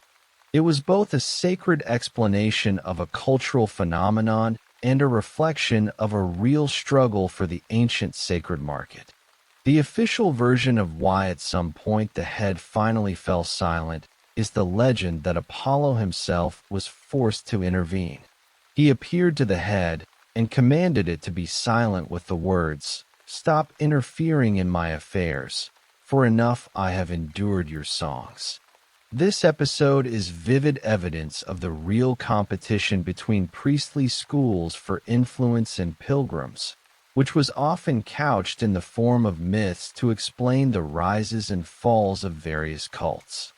But the story of the lyre does not end there, because according to the most poetic version, which is transmitted by many ancient authors, Zeus, who watched everything that happened on earth, was so enchanted by the music of Orpheus and so saddened by his tragic death that he decided to place his golden lyre among the stars, thus creating the constellation Lyra, which can still be seen in the northern sky today. This constellation, which consists of the main star Vega, one of the brightest stars in the sky, and several fainter stars forming the shape of a lyre. But that is not all, because there is another, lesser known but equally beautiful legend about the posthumous fate of Orpheus. According to this legend, after the Muses gathered his scattered remains, which the Maenads had strewn across the field, and buried them in Lebethra, a place at the foot of Mount Olympus, his soul, leaving his body, did not go to the ordinary underworld, but was placed in the sky in the form of a swan, that very bird which was dedicated to Apollo and which symbolized purity, beauty, and immortality. The lyre of Orpheus still hangs in the night sky, and not merely hangs, but shines as one of the brightest stars of the northern hemisphere, which we call Vega. And beside it, in the same part of the sky, stretches the constellation Cygnus, the swan, with its main star Deneb. These two constellations, along with the constellation Aquila, form the famous asterism which astronomers call the Summer Triangle.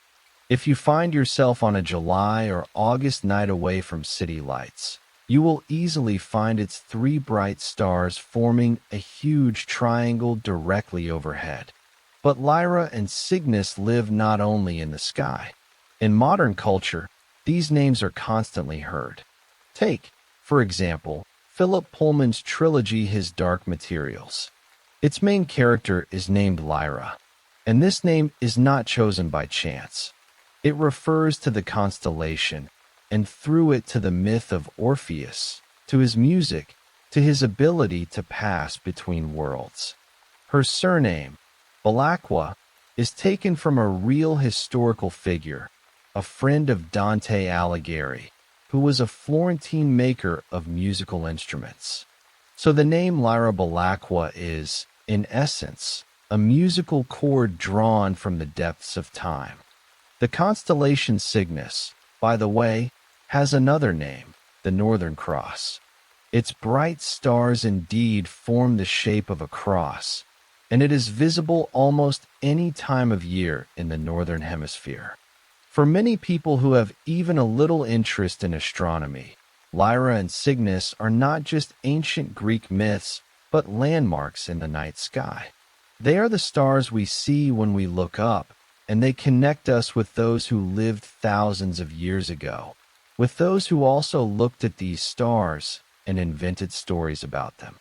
In Pieria, not far from Lebethra, there was also the city of Dium, and the inhabitants of this city, according to the testimony of Pausanias, showed travelers a stone urn on a column which, they said, contained the beheaded bones of Orpheus.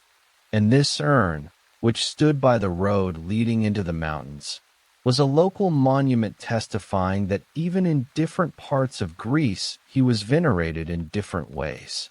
However, as often happens with the graves of great heroes, the exact place of his burial became a subject of dispute, for different traditions attributed different places to his final resting place. Some said his remains rested in Lebethra, while others claimed they had been moved to Dium. And this confusion, which arose already in antiquity, only added mystery to his image and strengthened his reputation. According to the legend which Pausanias relates in the second half of the 2nd century AD in his book Description of Greece, there existed a prophecy received by the inhabitants of the city of Lebethra from Dionysus himself. It said that when the sun should see the bones of Orpheus, the city would be destroyed by a boar. The inhabitants treated this prediction with neglect, believing that no boar was capable of destroying their city, and considered this prophecy simply impossible. But it happened that one day, around noon, a shepherd, leaning against the tomb of Orpheus, fell asleep and in his sleep began to sing loudly and sweetly the poems of Orpheus himself. The people working nearby abandoned their tasks and gathered to hear this wondrous singing. Jostling and striving to get closer to the sleeping shepherd, they overturned the grave steel. The funeral urn fell and shattered, and sunlight for the first time touched what remained of the bones of the great singer. And that same night a downpour came, and the river Sis, which in Greek means boar, one of the mountain rivers flowing from Olympus, burst its banks, broke through the walls of Lebethra, swept away sanctuaries and houses, drowning all the inhabitants and animals in the city. Thus Lebethra, the city where, according to tradition, Orpheus was born and buried, was destroyed to its foundations. After this, the Macedonians from the neighboring city of Dium transferred the remains of Orpheus to themselves and erected a new monument for him. The memory of the singer was venerated in all parts of Greece, and one of the most interesting testimonies of this cult is found in Laconia, in the south of the Peloponnese, where, according to ancient authors, in the temple of Demeter Eleusinia stood a wooden statue of Orpheus. This was an amazing testimony that his cult had penetrated even those regions which were not directly connected with his Thracian homeland. Moreover, in Sparta, which was known for its severity and its warlike spirit, he was credited with the construction of the temple of Kore Sotura, that is, the maiden savior. And this construction, which according to some was performed by Orpheus himself, and according to others by Abaris, who came from the Hyperboreans, shows that his influence extended far beyond Thrace, and that even in the most warlike cities of Greece he was venerated as a prophet and teacher.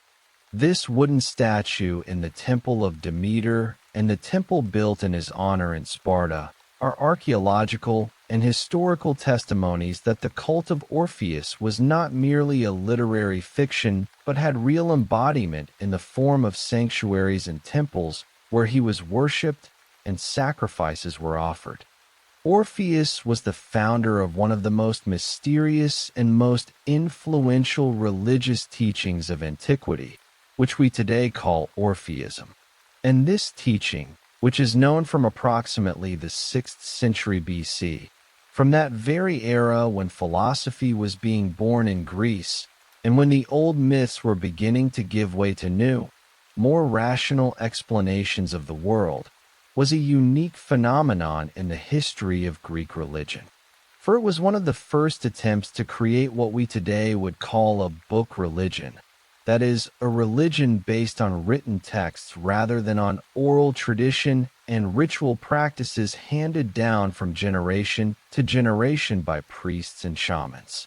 Imagine that in those times, when most Greeks received their knowledge about the gods from the poems of Homer and Hesiod, which were transmitted orally, and which were often retold differently in different cities and in different families, there appeared a teaching which had its own sacred books, its own theogonies, that is, accounts of the origin of the gods, and its own hymns, which were written down and which could be read and reread.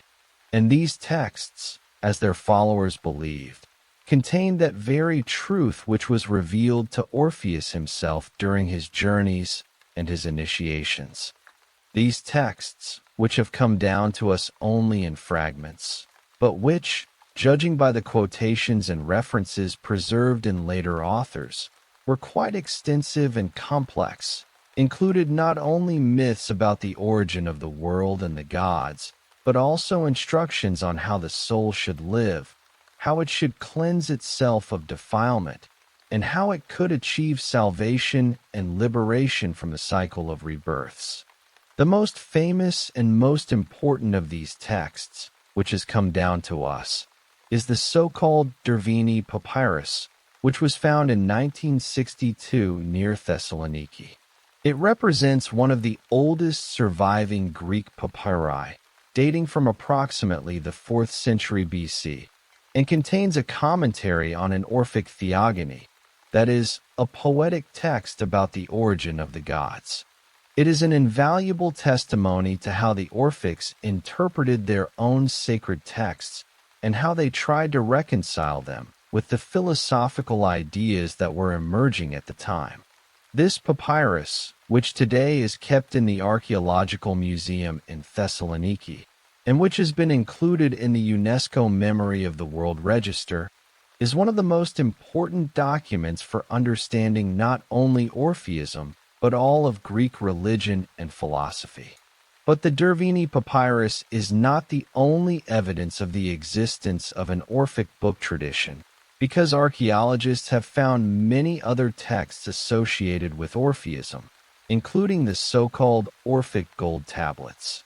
These tablets, which are thin sheets of gold with short texts engraved upon them, were usually placed on the chest or forehead of the deceased to help the soul find its way in the afterlife and to give the correct answers to the guardians of the underworld. These tablets, which date from the 4th and 3rd centuries BC, and which have been found in various places from southern Italy to Crete, contain instructions for the soul, such as what it should say when it meets Persephone or the other gods of the underworld. They are direct proof that the Orphics believed that the written word, even one so small and fragile as a gold tablet, could have real power and could help the soul achieve salvation, and that it could be just as important as oral rituals and sacrifices. The significance of this written tradition for Orpheism cannot be overstated, because it made Orpheism not merely a local cult that could exist only in one city or region, but a true religion that could spread throughout Greece and beyond. For texts could be copied, transported, read, and studied anywhere, and they created that common foundation which united all followers of Orpheus, regardless of where they lived and what dialect they spoke. And although we must acknowledge that many of these texts attributed to Orpheus were not written by him, but by his followers, who used his name as an authoritative pseudonym, this tradition, this practice of creating texts under the name of the great teacher, was itself an important cultural phenomenon. It showed that Orpheus was perceived not merely as a historical figure, but as an eternal source of wisdom, to whom one could turn for inspiration and guidance, and that his teaching, even if it was reworked and supplemented by his followers, retained its power and relevance for many centuries. Thus Orpheism became that very book religion which combined myth, philosophy, and ritual, and which had a tremendous influence on all subsequent Western thought, from Pythagoras to Plato, and from the Neoplatonists to Christian theologians. At the heart of Orpheism lay a teaching that forever changed the Greeks' conception of man and his fate, for it asserted that the human soul is immortal and that it does not die with the body but continues to exist, passing from one bodily vessel to another. And this teaching of metempsychosis, that is, the transmigration of souls, was one of the most important and most revolutionary in the history of Greek thought. For it gave man hope that his life is not limited to a single earthly existence, and that his actions have consequences that extend far beyond this life. The Orphics believed that the soul, upon leaving the body after death, does not go to the joyless realm of shadows, as Homer and Hesiod described, but continues its journey, being reborn into new bodies, and that this cycle of births and deaths, this endless round of reincarnations, is governed by the law of retribution, according to which the soul receives that body and that fate which correspond to its past deeds. Only purification and righteous living could free it from this cycle and allow it to achieve eternal bliss.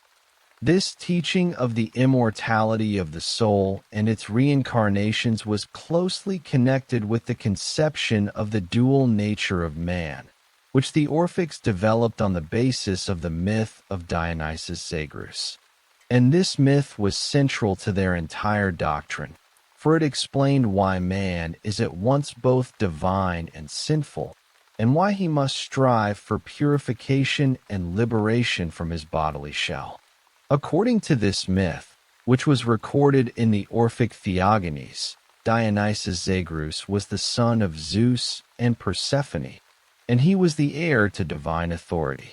But the Titans, those ancient and mighty beings who personified chaos and destruction, at the instigation of Hera, tore him to pieces and devoured his flesh.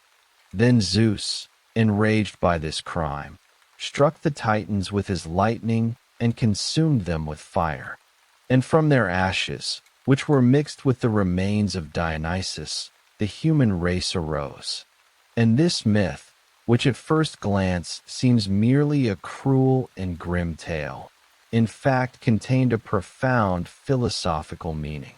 For it showed that man consists of two principles: the evil and dark principle of the Titans, which manifests in his corporeality, his passions, and his mortality, and the good and divine principle of Dionysus Zagreus, which manifests in his soul, his striving for wisdom, and his immortality.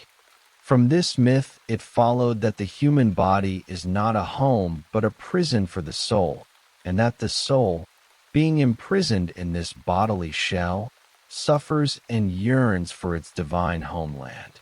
Its chief task is to free itself from this prison and return to its source, to the divine principle from which it originated. This conception of the body as a prison of the soul, which was subsequently adopted by Pythagoras and Plato, and which had a tremendous influence on all Western philosophy, was one of the most radical and most innovative in the history of Greek thought. For it completely overturned the traditional conception of man, according to which body and soul were a unified whole, and it asserted that the true essence of man lies not in his body, but in his soul, and that the body is merely a temporary and imperfect vessel from which one must be freed to achieve salvation. And from this same myth followed the teaching of the equality of all people, regardless of their class, wealth, or origin.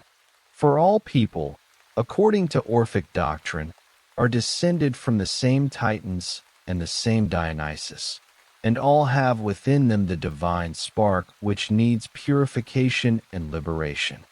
Therefore all are equal before the gods and before the law of retribution. In order to free the soul from the prison of the body and achieve salvation, the Orphics developed a whole system of purification rituals and ascetic prescriptions, which were meant to help man free himself from the defilement inherited from his titanic ancestors, and to prepare him for the afterlife. These rituals included various rites of purification, which were believed to wash away the stains of sin from the soul, and ascetic practices such as vegetarianism, which was based on the belief that killing an animal and eating its flesh defiles the soul and prevents it from achieving purity. There were also various secret rites, accessible only to initiates, which were connected with the cult of Dionysus and with the mysteries, in which the Orphics hoped to gain that very knowledge which would allow them to avoid wandering in the underworld and achieve eternal bliss. Orpheism was not merely a religious cult, but a true pre-philosophical school, which laid the foundations for many ideas that later became central to all Western thought. This influence, beginning with Pythagoras, who adopted the Orphic teaching on the immortality of the soul and metempsychosis and made it the basis of his philosophical school, continued through Plato, who reworked these ideas into his own teaching on the soul and the afterlife, and further. Pythagoras, who, as you may remember from our bedtime biographies, was a student of Pherecydes of Syros, adopted from the Orphics not only the idea that the soul is immortal and that it passes from one body to another, but also that practical discipline which was necessary to free the soul from the prison of the body and achieve salvation. The practice of recording sacred teachings was also adopted by Pythagoras and his followers, who began to write down their philosophical ideas and their mathematical discoveries, thus creating that very tradition which later led to the flourishing of Greek science and philosophy. Plato, who was a student of Socrates and who absorbed much from the Pythagorean tradition, was also deeply indebted to Orpheism. Although he sometimes criticized Orpheus in his dialogues, his teaching on the soul, its immortality, its transmigration, and the necessity of purification has clear parallels with Orphic ideas. In the Dialogue Symposium, for example, Plato, through one of his characters, criticizes Orpheus. However, this criticism, which at first glance seems harsh and even unjust, in fact shows that Plato regarded Orpheus with great respect, for he considered him worthy of criticism, and he saw in him not merely a mythical hero, but a real thinker whose ideas required serious philosophical reflection. In the dialogue Pythagoras, which is also devoted to questions of wisdom and education, Plato compares Pythagoras, the famous sophist, with Orpheus. And this comparison, which might seem flattering to Pythagoras, in fact contains hidden irony, because Plato shows that Pythagoras, like Orpheus, enchants his listeners with his speech. But unlike Orpheus, whose music was directed toward the good of humanity, Pythagoras uses his abilities to deceive and mislead. This comparison, which is one of the most interesting and most profound in the Platonic corpus, shows that the image of Orpheus was for Plato not merely a literary character, but a symbol of the power that art and speech possess.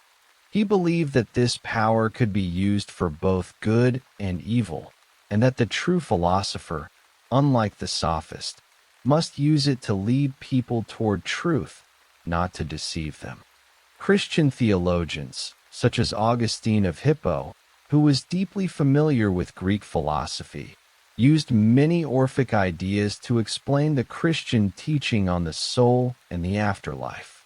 And they, like the Orphics, taught that the body is a prison for the soul, and that man must lead a righteous life to free his soul from sin and achieve salvation. Moreover, many early Christian theologians, including Justin Martyr and Clement of Alexandria, asserted that the Greek philosophers, without knowing it, anticipated some truths of Christian revelation. They saw in their teachings on the immortal soul and the highest good, the seeds of the Logos, glimpses of divine truth scattered throughout the pagan world. And this idea found its surprising visual embodiment.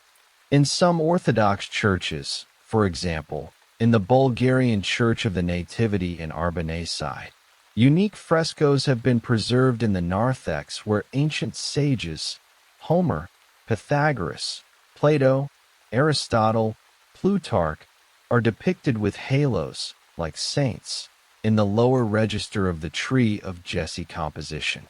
They stand in the same row as the biblical prophets, as forerunners of Christ, as those who, not yet knowing the gospel, already sought truth and approached it. Similar depictions can be found in other churches in Greece and on Mount Athos, where philosophers hold scrolls with sayings that were thought to anticipate Christian teaching. Thus, the Church, without erasing the pagan past, incorporated it into its history, acknowledging that the search for truth, even by groping in darkness, is already a path toward the light. However, while some church fathers built bridges between faith and reason, others erected walls between them. The most striking and uncompromising representative of the second camp was Tertullian, a fiery Carthaginian apologist who lived at the turn of the 2nd and 3rd centuries. He fundamentally differed from those apologists who sought to preach the good news in the forms of ancient philosophy. Tertullian sharply contrasted biblical faith with ancient thought, posing his famous rhetorical question, "What has Athens to do with Jerusalem? What has the Academy to do with the Church?" Tertullian did not merely regard philosophy with skepticism. He saw in it the source of all heresies. With his characteristic refusal to compromise, he argued that it is philosophy that gives birth to heretical teachings. In his eyes, philosophers were the patriarchs of heretics. Lift a heretic and you will find a philosopher. Truth, according to Tertullian, is given not by reasoning but by the experience of faith, and the Christian, after finding Christ, no longer needs philosophical disputes. This fundamental contrast between the acceptance and the rejection of ancient wisdom defined the development of Western theology for centuries. The image of Orpheus was from the very beginning not merely a myth, but a living source of inspiration, which artists, sculptors, and poets of ancient Greece began to explore already in the archaic era. The earliest known depiction of Orpheus was created in the first half of the 6th century BC, almost immediately after his story began to take written form. We have already mentioned that this was the metope on the treasury of the Sicyonians at Delphi, where he was depicted seated at the stern of the legendary ship Argo with a lyre in his hands. And this was not merely an illustration of the myth, it was a public recognition of his role among the great heroes. Since then, the Orphic theme became one of the most sought after in ancient art. His music, capable of enchanting wild beasts, was a favorite theme of Roman mosaics, and scenes of his tragic death, when Thracian women in a frenzy tear him apart, adorned Attic red figure vases. Artists of the 5th century BC depicted him both as enchanting Thracian warriors with his song and as a victim of cruelty. The image of Orpheus was multifaceted. Each master found in this story what moved him most: the power of art, the tragedy of love, or the horror of violence. This interest did not wane in subsequent centuries. Orpheus became one of the most enduring heroes of Western culture, inspiring authors to more than 100 known and recognized works of art, from ancient sculpture to experimental musical forms of the 20th century. In the Renaissance, authors emphasized his civilizing mission, his music which taught humanity harmony and order. In the Baroque era, on the other hand, the main theme became his love for Eurydice and the tragic journey to Hades, which inspired the creation of some of the first operas in the history of music. It was then, at the dawn of the 17th century, that a masterpiece appeared which is still considered a milestone in the history of opera. Claudio Monteverdi's Orfeo, first performed in 1607. This is not merely a musical work, but a true drama, in which the voice and the orchestra for the first time told a story with such power that audiences wept alongside the hero. After Monteverdi, the greatest composers turned to the image of Orpheus, from Gluck and Haydn to Offenbach, who created the famous operetta Orpheus in the Underworld, and Igor Stravinsky, who composed the ballet Orpheus. The list of composers inspired by this myth occupies more than one page, from Franz Liszt to Philip Glass. A particular surge of interest in Orpheus occurred in the 19th and 20th centuries. As researchers note, among the multitude of ancient and biblical myths used in the literature of the past century, the myth of Orpheus occupies a completely special place. It allowed authors to address the problems of artistic creation, to explore the psychology of the creative personality, and the very phenomenon of the poet. Through the story of Orpheus, writers and poets discussed the deepest existential categories: loneliness, love, and death. The motif of the love of Orpheus and Eurydice became especially popular, resonating with many authors and reflecting the moods of loneliness and homelessness of man in the modern world. One of the most brilliant interpreters of this myth in the 20th century was the French writer and director Jean Cocteau. For him, Orpheus was not merely an ancient hero, but a recurring theme of his entire oeuvre. He created his famous Orphic trilogy, where he transferred the action to modernity, making Orpheus a famous poet and his journey to Hades a metaphor for creative search and the overcoming of death. In 1959, the film Black Orpheus, Orfeu Negro, was released, which transferred the story to Rio de Janeiro during Carnival, transforming it into a celebration of music and dance. And in 2026, several productions inspired by this myth are taking place in the United States, from a classic staging of Monteverdi's opera in New York to a contemporary dance adaptation in South Carolina and Offenbach's operetta in Chicago. Even contemporary musicians, from Nick Cave and the Bad Seeds to Hozier, continue to turn to this image. The image of Orpheus has firmly established itself in the world of video games, where his story takes on various interactive forms. Perhaps the most famous modern interpretation is the game Hades from Supergiant Games. In this award-winning roguelike action game, Orpheus appears as the court musician of Hades, who, for refusing to sing, was imprisoned in solitary confinement.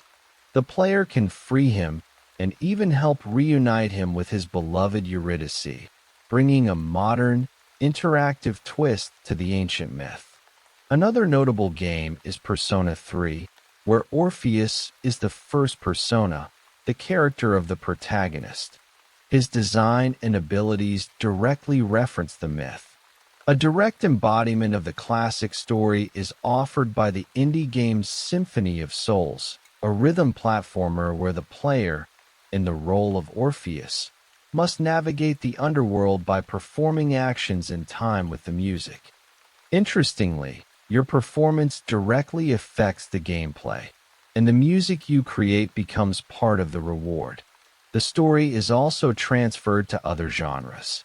For example, the recent project Orpheus, Echo of Hades is a visual novel that offers the player a choice in the hero's fate, leading to 3 different endings: the canonical, the happy, and the one which the poets preferred not to record. Finally, one cannot forget the classic, the game The Battle of Olympus from the distant year 1988 for the NES was one of the first to transfer this myth to the gaming world. In it, Orpheus, whose beloved was kidnapped by Hades, travels throughout ancient Greece to save her with the help of gods and magical artifacts. Thus, the ancient myth of love and loss continues to live in modern formats, offering players the chance to become part of the story themselves. Orpheus became that very bridge which connected 2 great stages in the history of human thought, namely myth and philosophy. It was through his teaching and through his image that the ancient Greeks were able to move from naive and poetic explanations of the world to more rational and systematic ones. And this transition, which took several centuries, would have been impossible without the foundation laid by Orpheism and without the influence it exerted on all subsequent thinkers, from Pythagoras to Plato. The role of Orpheism in the genesis of philosophical thinking can hardly be overstated, for it was one of the first attempts in the history of Western civilization to create not merely a set of myths or rituals, but a holistic system of views on the world, on man, and on his fate. This system was based not on blind faith, but on reflection, interpretation, and the search for hidden meaning in ancient tales. And it demanded of its followers not merely worship, but active participation in their own salvation through purification and through knowledge.